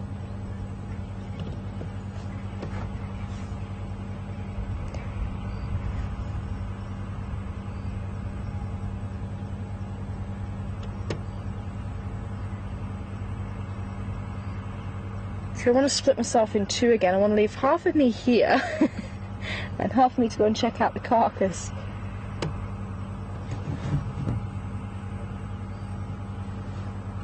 Because I just have this feeling as soon as we leave, leopard's going to pop out. And it's all going to kick off.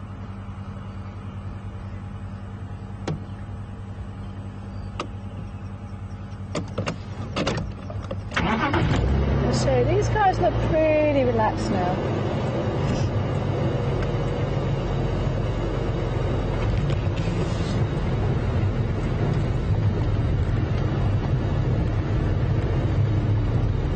Stay safe, ladies.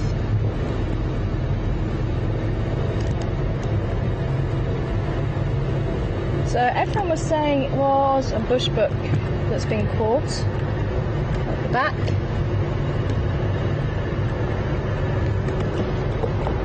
On that little 2-track.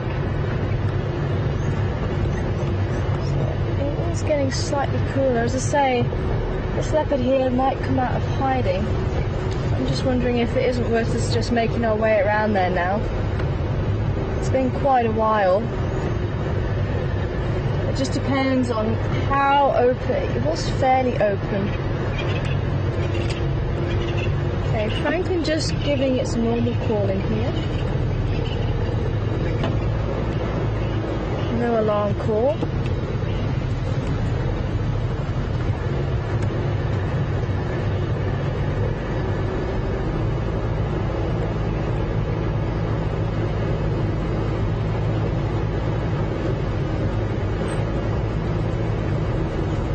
Oh, Birchall's cuckoo. There he goes. Beautiful couple wings.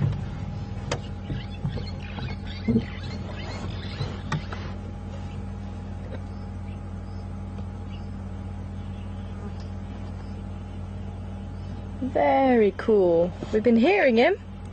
It's nice to finally see him.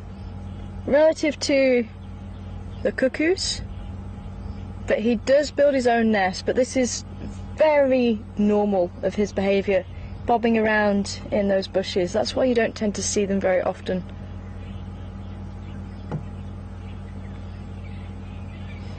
There you go, disappearing.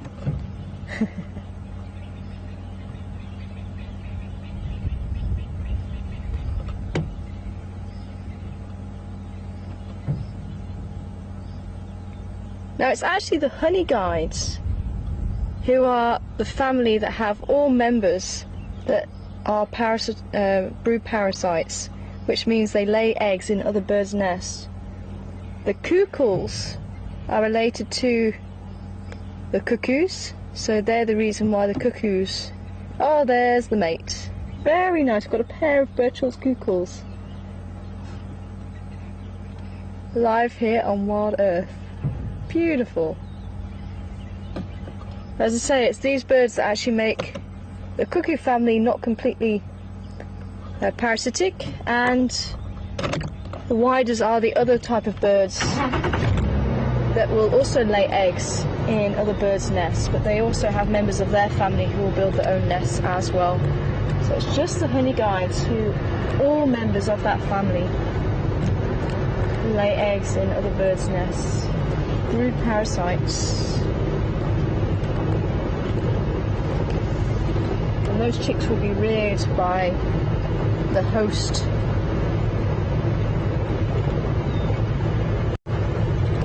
Okay, so we're going to take a wander. I'm going to leave this cat. So we'll wander there and then we'll wander back down again, hopefully in time to see this cat walking across quarantine. How about that? Go and check out this carcass.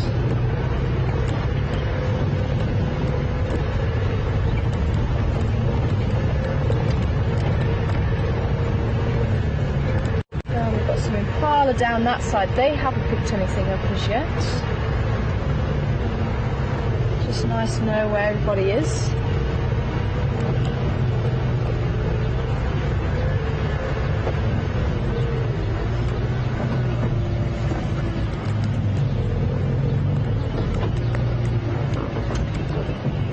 So we're now heading over the Gowrie Dam Wall, for those of you who are following us on the map, and we're going to head up Vuka Road into 2-track, which I don't think will be marked on the map. I don't remember seeing it. And so I think this little 2-track's been formed by many a visit to this drainage line behind the lodge. We're just going to check down here in this drainage line, just in case somebody's come out the woodworks and they're just taking advantage of all the shelter, all the shade that's down here now.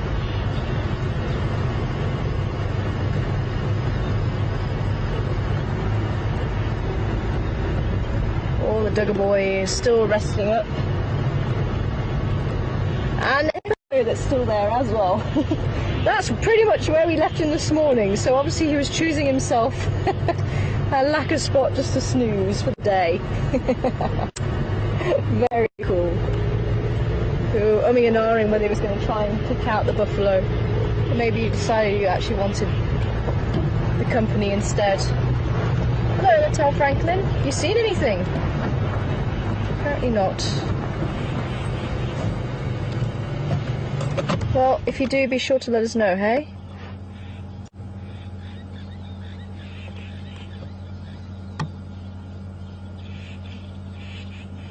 Yeah, you can see that bright orange beak and the bright orange legs of the Natal spurfowl.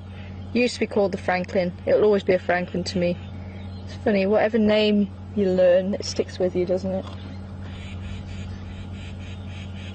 But you can see the spurs on the back of the legs there and the bird on the right hand side of your screen. That's where it gets the name spurfowl from. Bit of important preening there.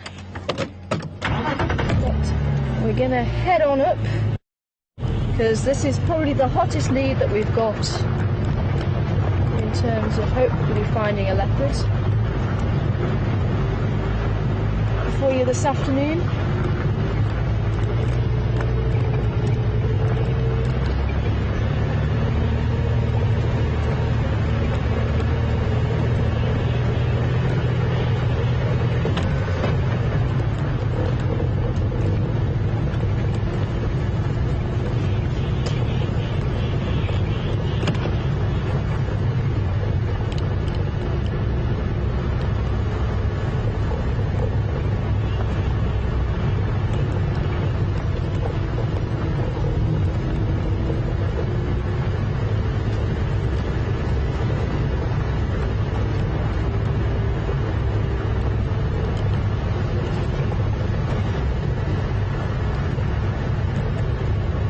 Oh, that sun has just got a little bit harsh.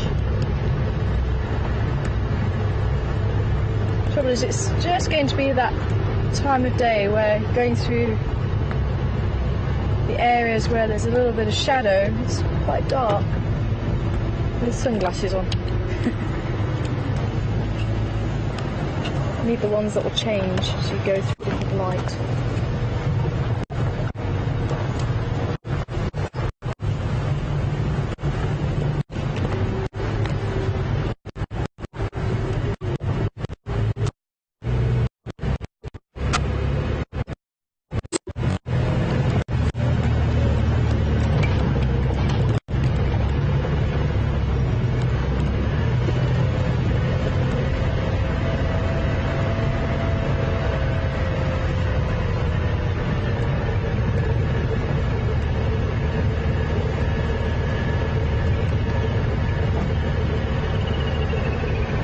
More impala.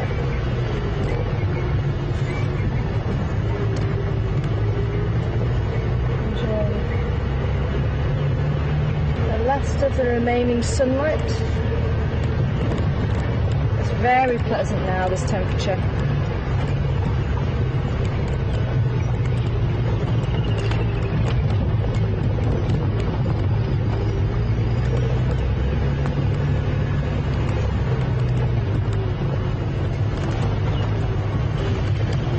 Yeah, I'm on my way there. Can I come and join you?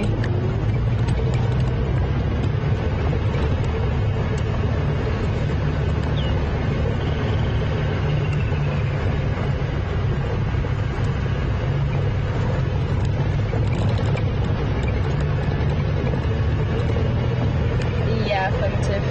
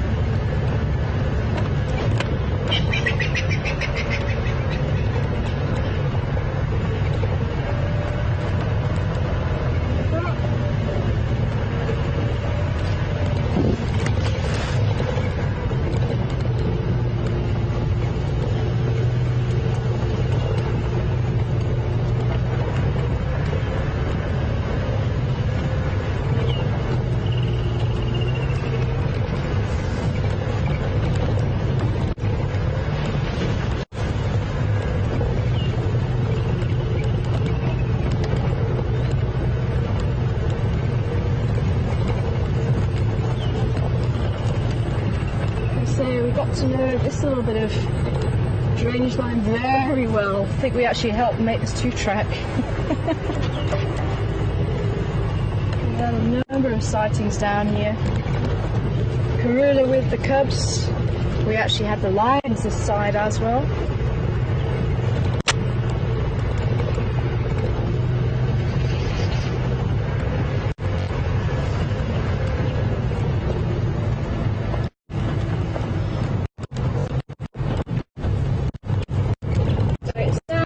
We did make the right decision because someone has just beat us to it, but he reckons he can see the leopard in the tree.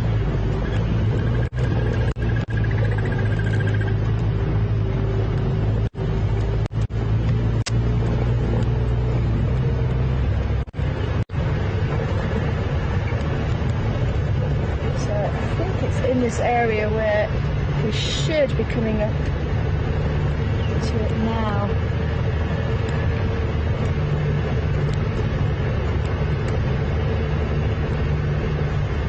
Someone obviously had the same idea as me. Great minds think alike.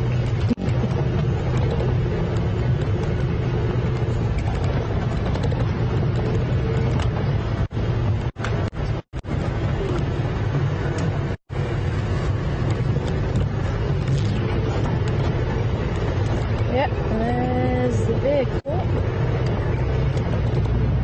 So the leopard shouldn't be too far away. Now I did say it's in the tree with the kill.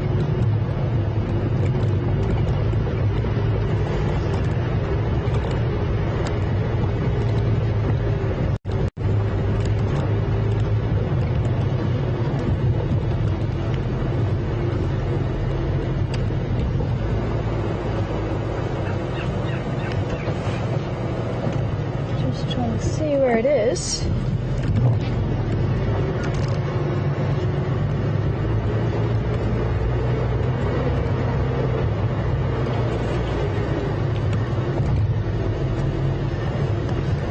So we're actually right behind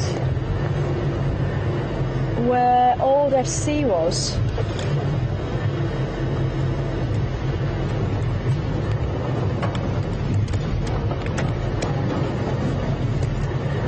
And they've actually put a nice little water hole in here now.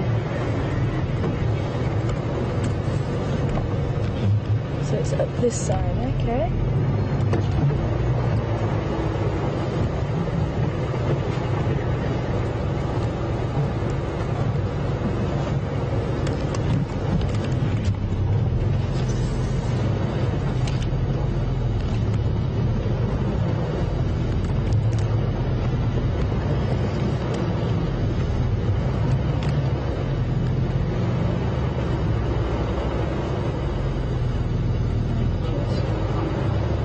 Just this side.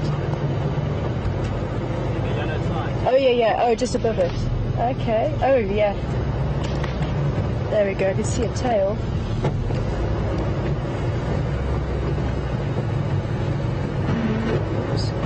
Do you want to maybe pull forward and then I can just work in around you? It's just in here. I can't see it just yet.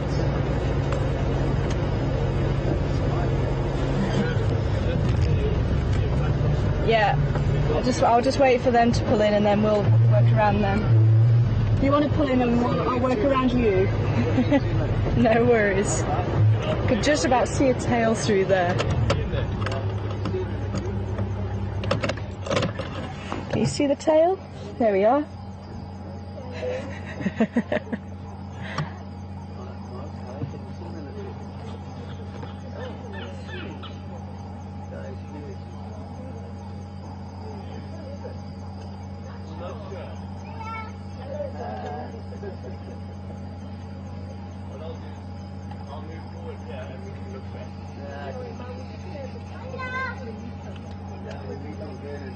In here he's actually eating. So he's actually in the drainage line just opposite where we are. And I say he's actually just at the back of our old camp.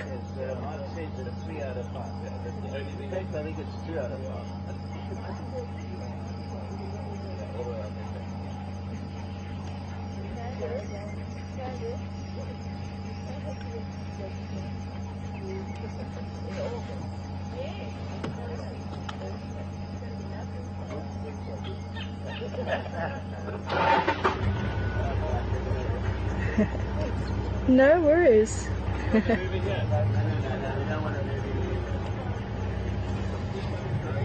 So there's just a couple of vehicles who are just moving in just to have a quick look, and then we'll move to try and get a better view for you.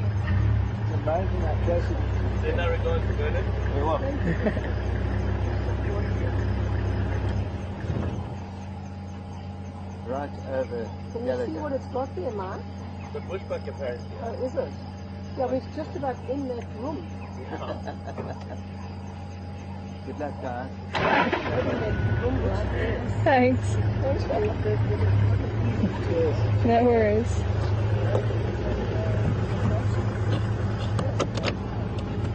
Okay, so once that vehicle's pulled out, we'll try and get into a better position for you. Cool. No worries, thanks. We both had the same mind. I was literally on that 2-track. I was thinking, I'll go now.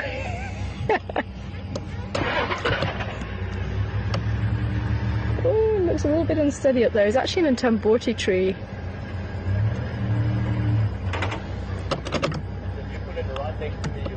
Perfect, thank you. Okay, so we're just moving over a little bit so we can actually pull in and have a better view.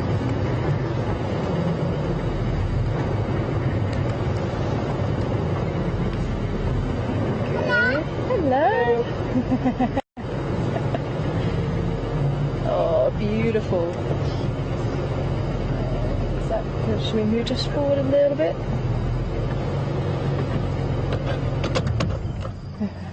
Can you still see? Yeah. Awesome, thank you. Yeah, the other one might be up by Ingaskaya. Yeah, so we thought we'd leave doing the circuit around there, come and see what was going on here and then head back there again. Who do you think this is? I'm actually not sure, maybe it is one of the young boys. Ah, yeah, it could be.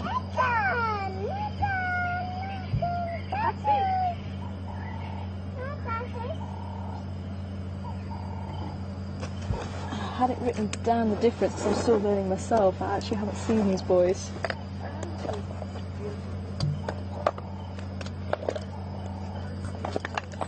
I've just seen he's got the spots right next to his eye. I guess it's quarantine.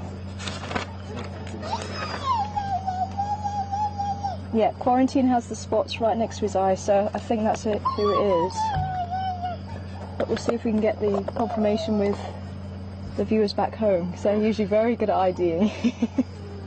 So if anyone can help us out with the ID, I think it is the quarantine male. Because I think I saw briefly just the triangle of spots right next to his eye, so if anyone can get a good screenshot and let us know what you think. Questions at WildEarthTV or #Safari Live. See you later. Cool, thanks. Catch you later.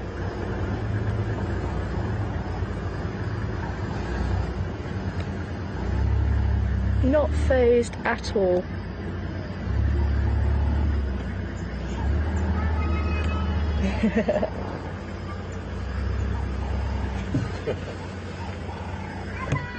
Bye.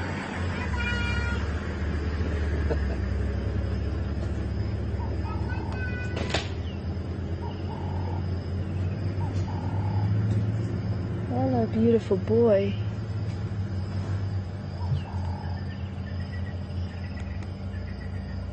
So clearly Karula did utilise this area with him like she has done in the past with the others.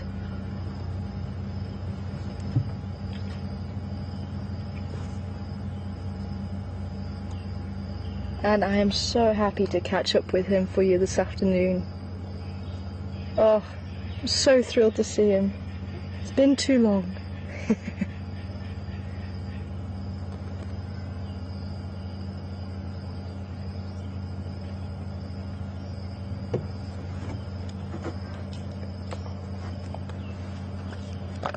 And thanks again to Ellen and Rosie who've been helping me out, trying to lonely. You can see actually how far away we are from him.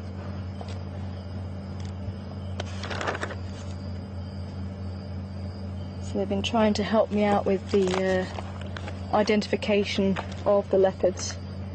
And as I say, I saw briefly there's the triangle of spots by either eye, and then he actually has almost like a black triangle underneath his eye, and I'm seeing that there as well.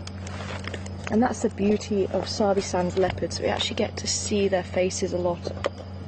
Now, my research involves camera traps, and unfortunately I get to see the back end more than I see the front end of the leopard. So I know my leopards from the back end. Aha! A lot of people are confirming quarantine male. Thanks, guys. So thanks to Ellen and Rosie for helping me out with all the pictures they've been sending me of the boys. Just so it helps me ID them in the field. It really does help to learn from the pictures. It really has been a huge help. Thanks, ladies.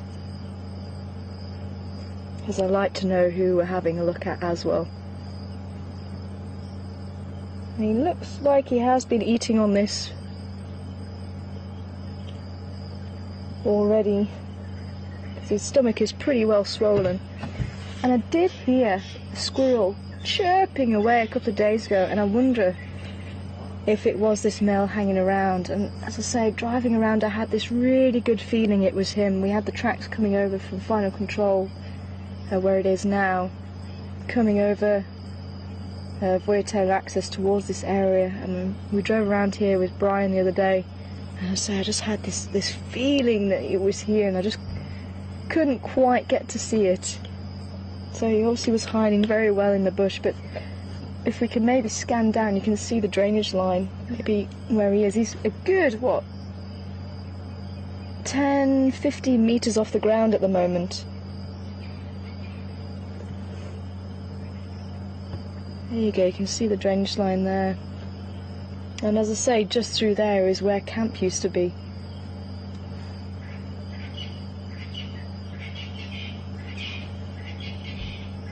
And Karula was actually quite naughty. She would actually come in and steal some of the clothes off the washing line. She never did it when I was there, but certainly the previous Wild Earth crew. She would take off any towels or white laundry and she'd roll around in it. And I do remember Misha and Duna stealing a towel, and they were running around in the drainage line here, and it wasn't as open as what it is now. And they were playing around with it, and I remember Jess, the chef, saying she was sitting on a veranda. That's the hippo in Gary Dam.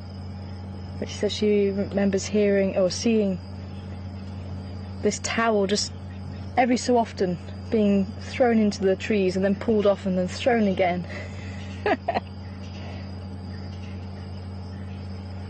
That's what comes from living with leopards. And I wouldn't have it any other way. This is so special. And if you're joining us live on Wild Earth this afternoon, this for me is just perfect. The perfect end to a lovely drive. Seeing a leopard feeding on a carcass,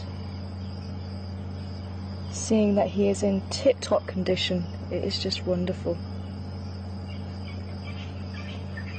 So we have the quarantine male here, who is one of the cubs raised by Karula. Apparently he is coming up for about 2 years old. Karula has had another set of cubs since. Unfortunately, one of those was taken by a hyena. We're not sure how many she had. We're not sure if she still has one. It could be that she has. But only time will tell.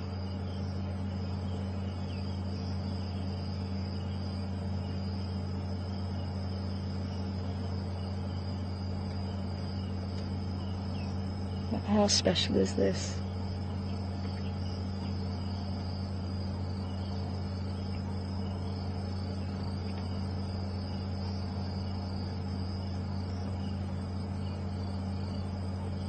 Any questions you might have about leopards, send them through to questions@wildearth.tv, #SafariLive.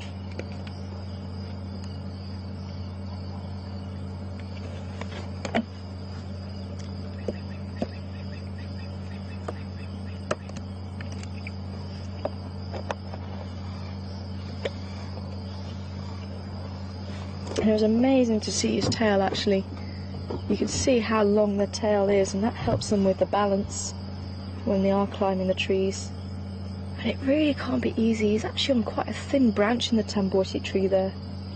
And if you remember me saying that's one of their favourite trees to put kills in, and there you go, just proving that about the leopards right now. But quite why, I'm not sure. I don't know if it's because they've got such a straight trunk and it is quite safe. Other predators are going to find it very difficult to get up the tree to get the kill.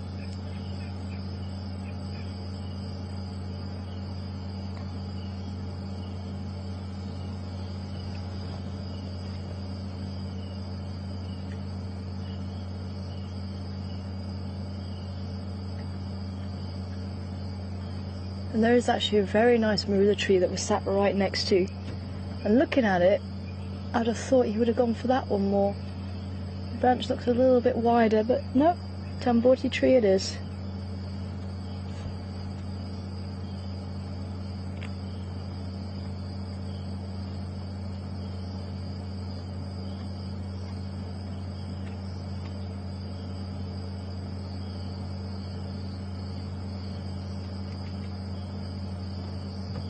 And this is the perfect location for him to actually have his carcass, because the water hole is just a few meters away.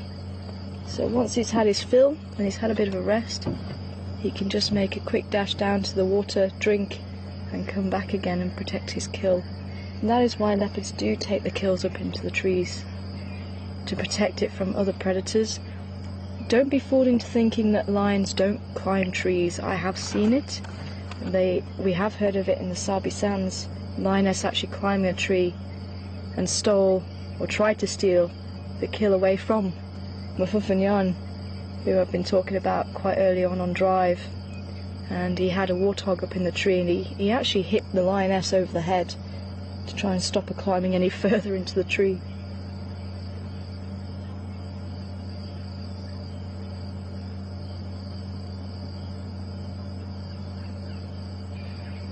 I'm going to maybe just move back slightly, just so we can maybe see a little bit clearly. See if we can see his head a little bit more clearly.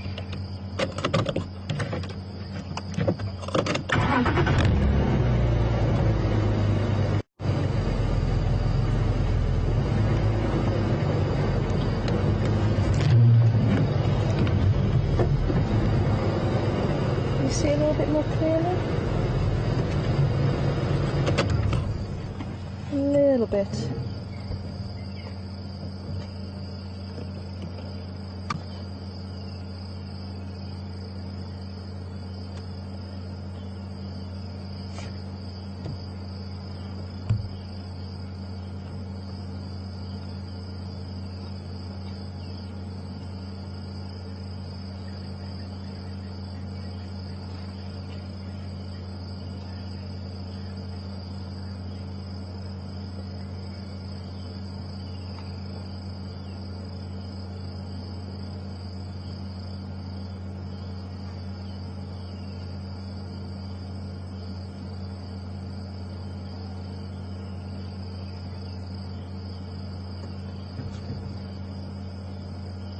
Now you might remember me talking about the cheek teeth, and you can see him really going to work on that carcass with his cheek teeth. You can see him turning his head to either side, trying to use that carnassial shearing teeth.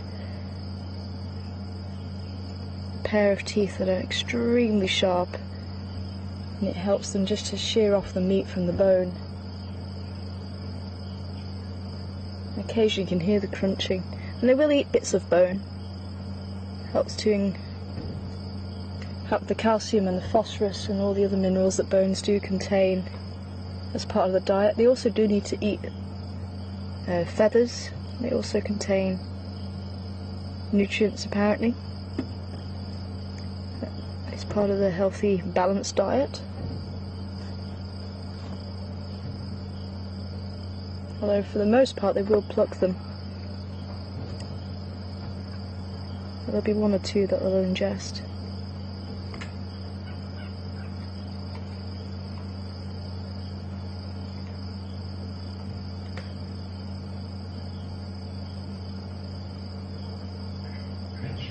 Hi Marcia in Canada, welcome on board this afternoon. And Marcia wanting to know what the lifespan of a leopard is.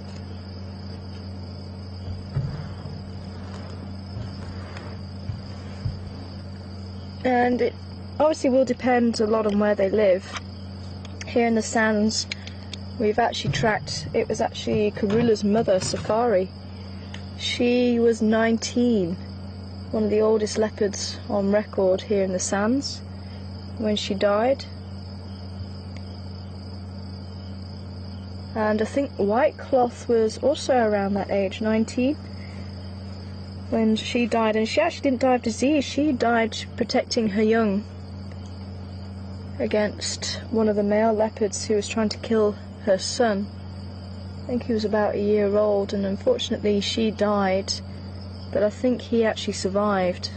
And if memory serves me correctly, I think he was Spuckle, which means ghost. And you didn't see him very often. I wonder if he is still around.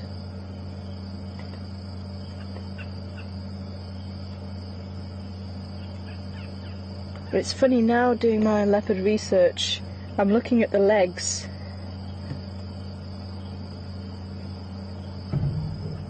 I think Anne from the UK also wanted to know how long leopards live for in the wild. But yeah, I'm looking at the legs because it's the spots on the legs on the camera trap pictures that I get that are usually in focus. They say it's a real treat to be able to see the head for a change. So yeah, but the normal average lifespan for a leopard, you're looking about 16, 17 years old.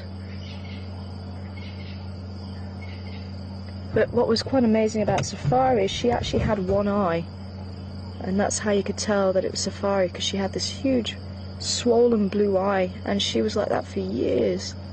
And she managed to hunt, and she really did well. And then one day she wasn't seen, and then the next day, and the next day, and then it got to the point where people were saying, we haven't seen Safari for a while, and that was quite abnormal. You'd quite often see her every few days. And she would be the grandmother of this little cub. Well, he's not so little anymore, and he's not really a cub, he's about 2 years old now. And obviously showing he has learnt how to hunt for himself. He is doing extremely well. He looks in tip-top condition. Really quite a privilege to be here with him.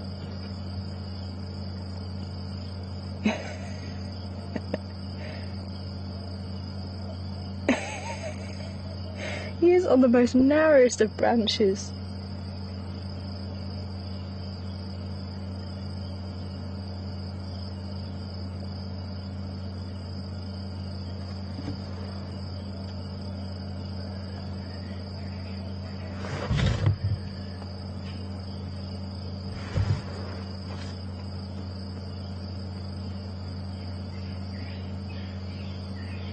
Hi, Sandra in Pennsylvania, welcome on board this afternoon. Sandra just asking about the child who was being a little bit vocal earlier. And you could see he actually had a good look at her.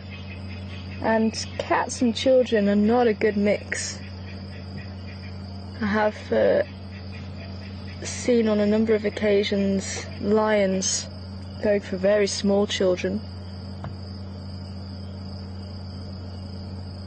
And I've actually had guests saying, no, I want to take my child on safari, I want to take my child on safari. And I said, look, I'm sorry, it will put their life in danger. Because the leopards, the lions on the reserve that we used to work at were very keen when it came to children, and when they made high-pitched noises, because that's very similar to distress calls of animals. I'm going to just try and move back a little bit as soon as he's starting to come down. Just see if we can get another view of him nicely.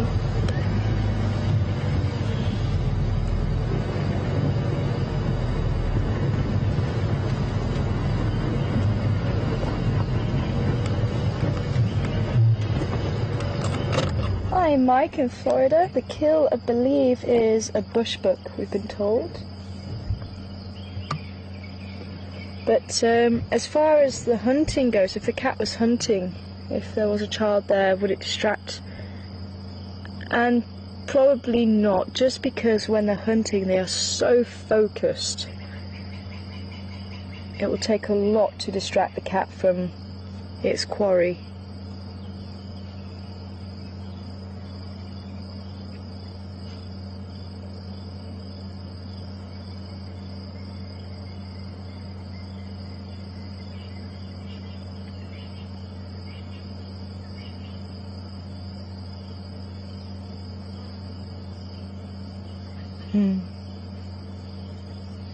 It always amazes me, no matter how much blood they get around their face and their paws, they always make sure they're nice and clean afterwards.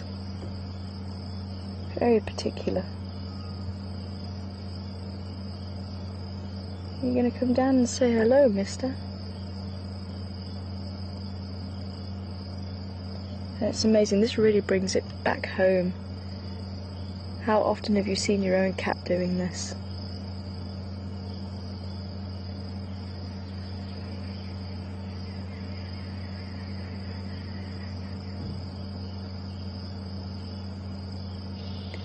Hi, Lynn. Great to hear from you from Michigan.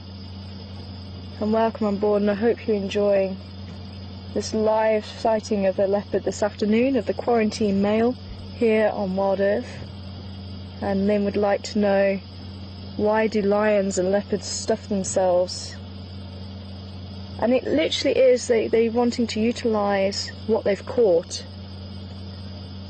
And especially in this hot sun, the meat will go rotten very quickly. Now, cats can eat fairly rotten meat, but they do seem to have a preference. If it's fresh, they prefer to eat it fresh rather than have rotten.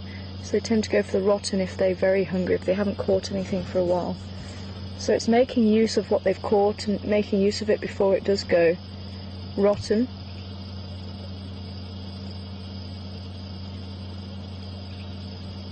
So they will gorge themselves, and that's really how they operate as well. They'll gorge themselves and they'll keep eating until they can't eat any more, and it looks like they're going to burst, and they somehow manage to fit in more. And then they just sleep it off and rest. So on a bushbuck, this little male probably won't need to hunt again until maybe 4 or 5 days' time. But it doesn't mean to say he won't take the opportunity. If the opportunity is there, he would take it. But it just gives him a bit of a breathing space. But it does depend on how big that bushbuck is. Now, if it was a young bushbuck, you're looking at maybe 1 or 2 days. But if it was a female, which I suspect it might have been, then you're looking about maybe 4 or 5 days before he needs to hunt again.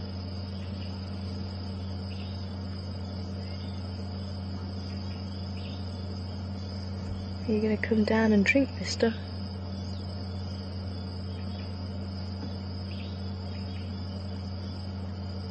Oh, look at this, beautiful.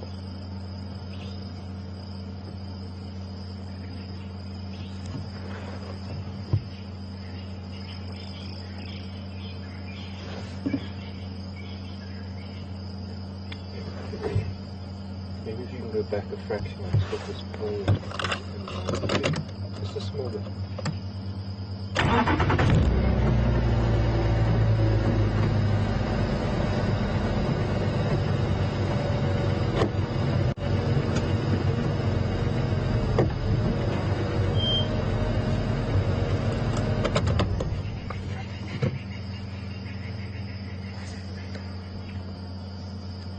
Yeah, they're beautiful.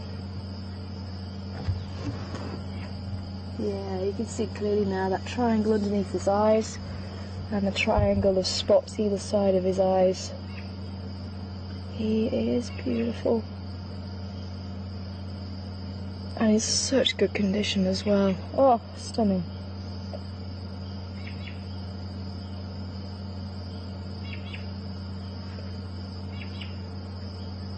And he's going to be panting. It is still a little bit warm, but now that he's eaten just like us, it's going to start the body reactions and making the body warm. Oh.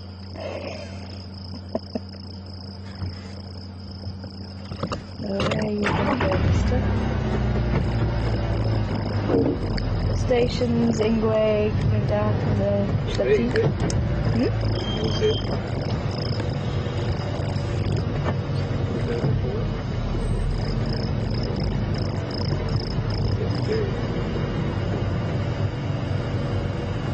Can you see where he's gone?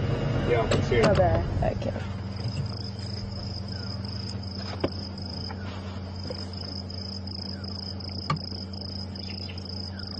I'm just trying to work out, I think the game trail's here, because I don't want to be in the way of his game trail if he's wanting to come up here. Go ahead.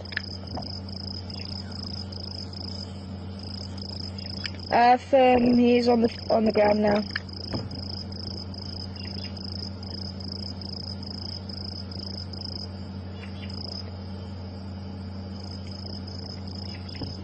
Yeah, he's at the tree now.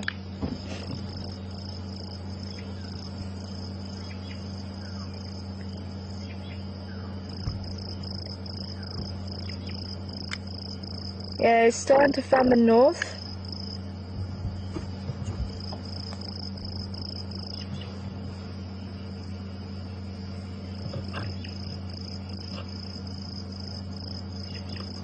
Yeah, so can maybe position the vehicle so it's... Just hold on. Yeah. Just hold on. See where he's gonna go.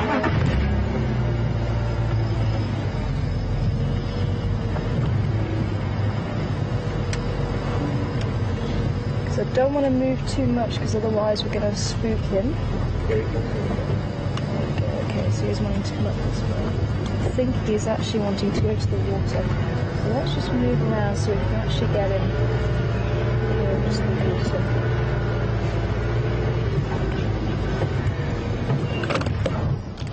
There we go.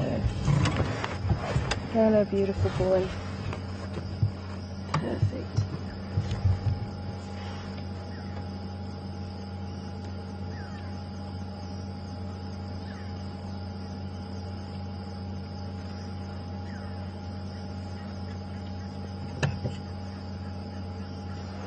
Hi Patty on Twitter. Welcome on board, and what a special sight this is. Oh, I am so thrilled to have you guys on board. Wow, we have the quarantine now with us here live on Wild Earth. Patty would like to know, is he big for his age? And he actually is a decent size for his age. I'd say he's got it for 2 years apparently. And he would certainly dwarf Karula at this stage, as most of her boys do. She's quite a small lady.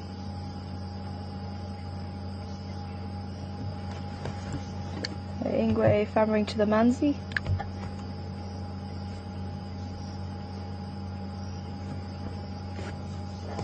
Go ahead. He's fammering to the Manzi. He's going to Puza Manzi. Puza Manzi.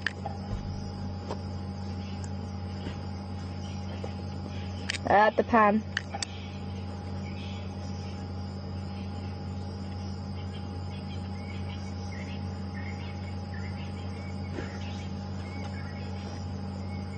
Yeah, it's just myself. You're welcome to approach.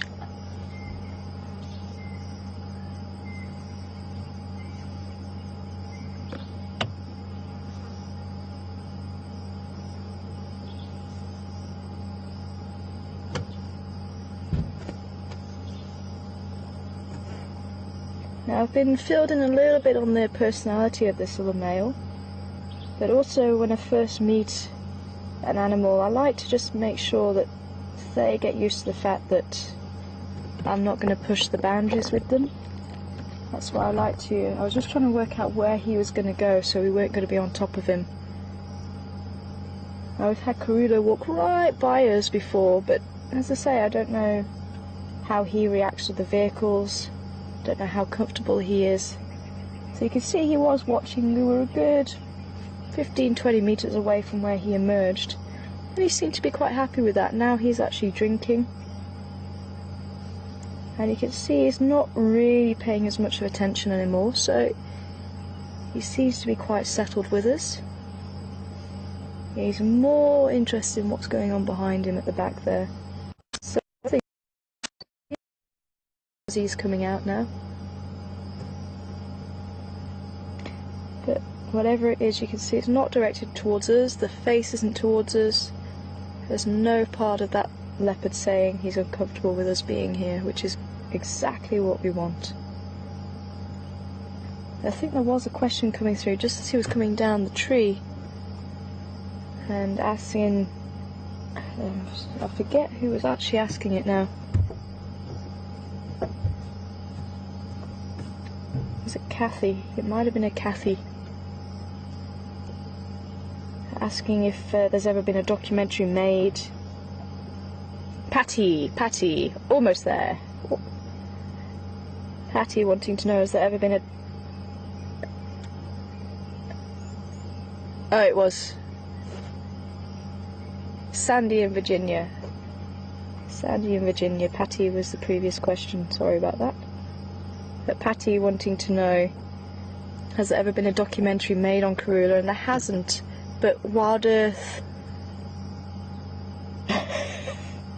Good luck for you there, son. But WildEarth has been privileged to follow her for a good 8 years of her 11-year life. You're gonna go and lie down there? Please do.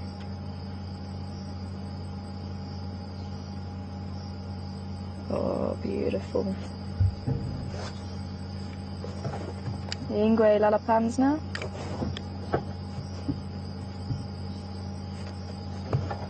You're affirmative? The pan. On the 2-track.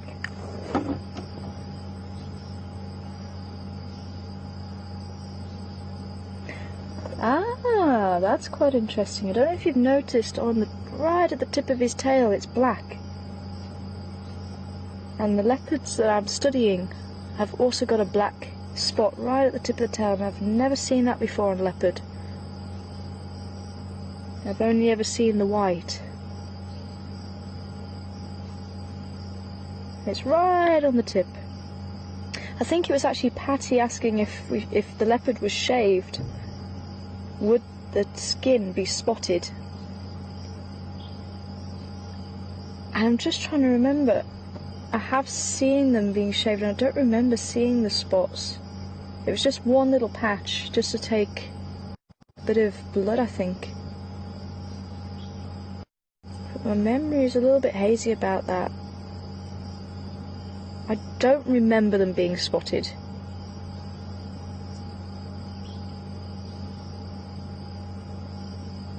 But this is beautiful. You can see he's even got his back to us. He is not even pointing his ears anywhere towards us. He is so relaxed. This is fantastic.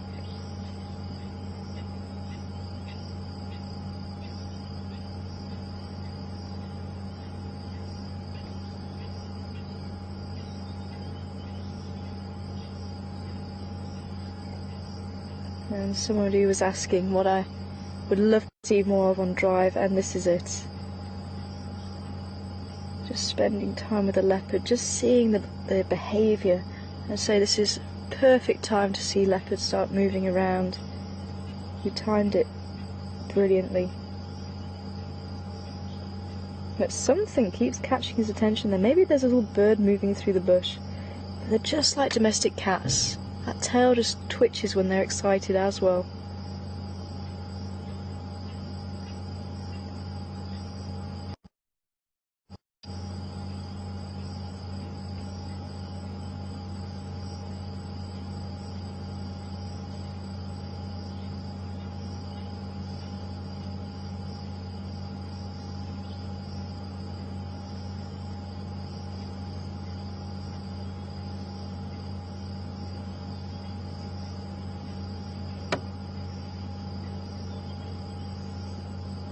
You can see still panting away there.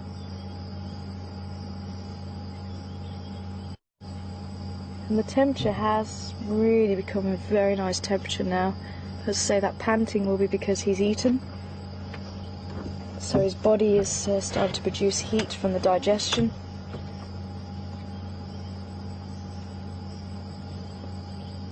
So he's just trying to get rid of as much heat as possible by panting.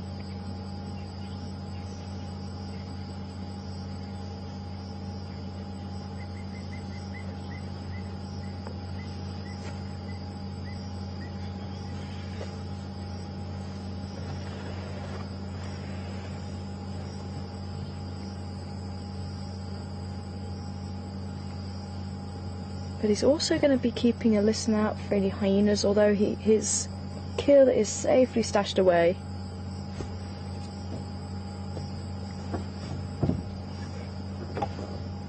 Either side on the 2-track from Gallego. The 2-track open area behind Voyeurs.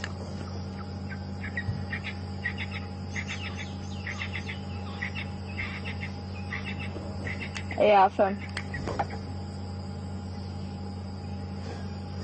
Yeah, it's still lullapams.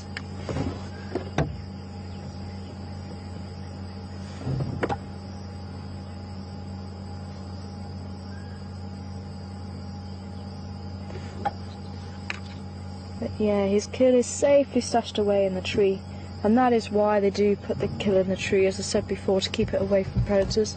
Hyenas are not capable of climbing trees. And that is why they do stash them up there. Although sometimes they don't. Sometimes they'll actually stash it underneath a bush. Occasionally I've heard of leopards actually burying it.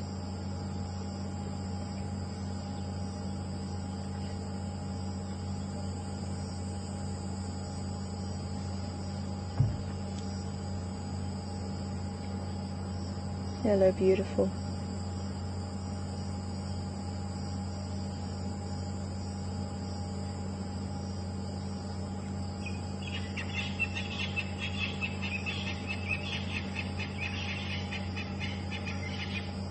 And another sunsets over Africa.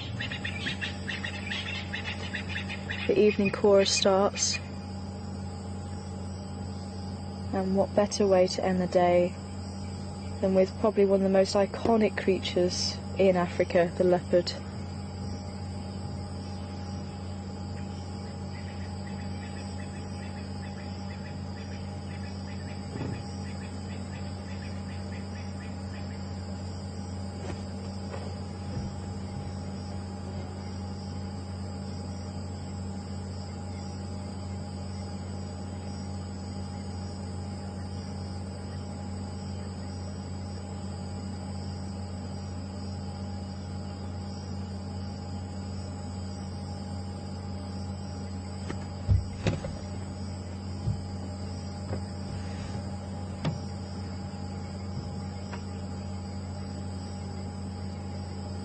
Hear a hyena. Did you hear us?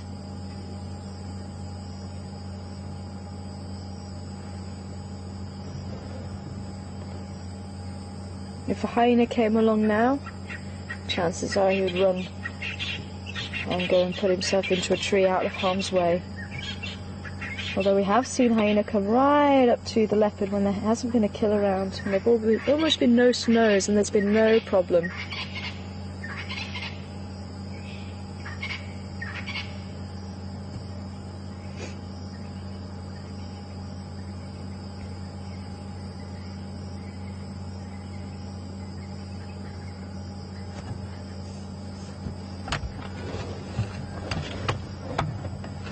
Well, unfortunately it is coming to the end of the drive, but I am so made up that we were able to actually spend a little bit of time with the quarantine males. I'm sure you guys are as well.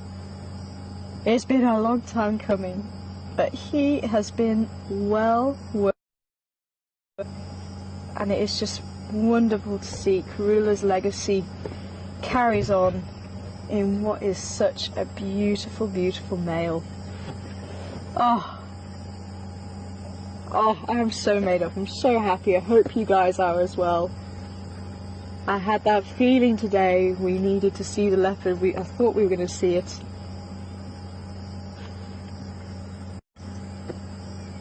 But this is the African bush, anything can happen. Oh, and I'm just so chuffed. Thank you so much everybody for all your questions. I'm so glad we managed to spend a bit of time with the Ellies and the babies as well. It's been such a lovely drive. Andrew, thank you very much for your camera work this afternoon. And also Brian back in final control. Yeah, as I say, I'm just totally made up. I'm so chuffed we got to see him. And I think we definitely have to close down with a shot of him. So thanks everybody. Join me tomorrow morning on Game Drive, and I'm hoping we can maybe catch up with them and whatever else is here in the African bush. But for myself,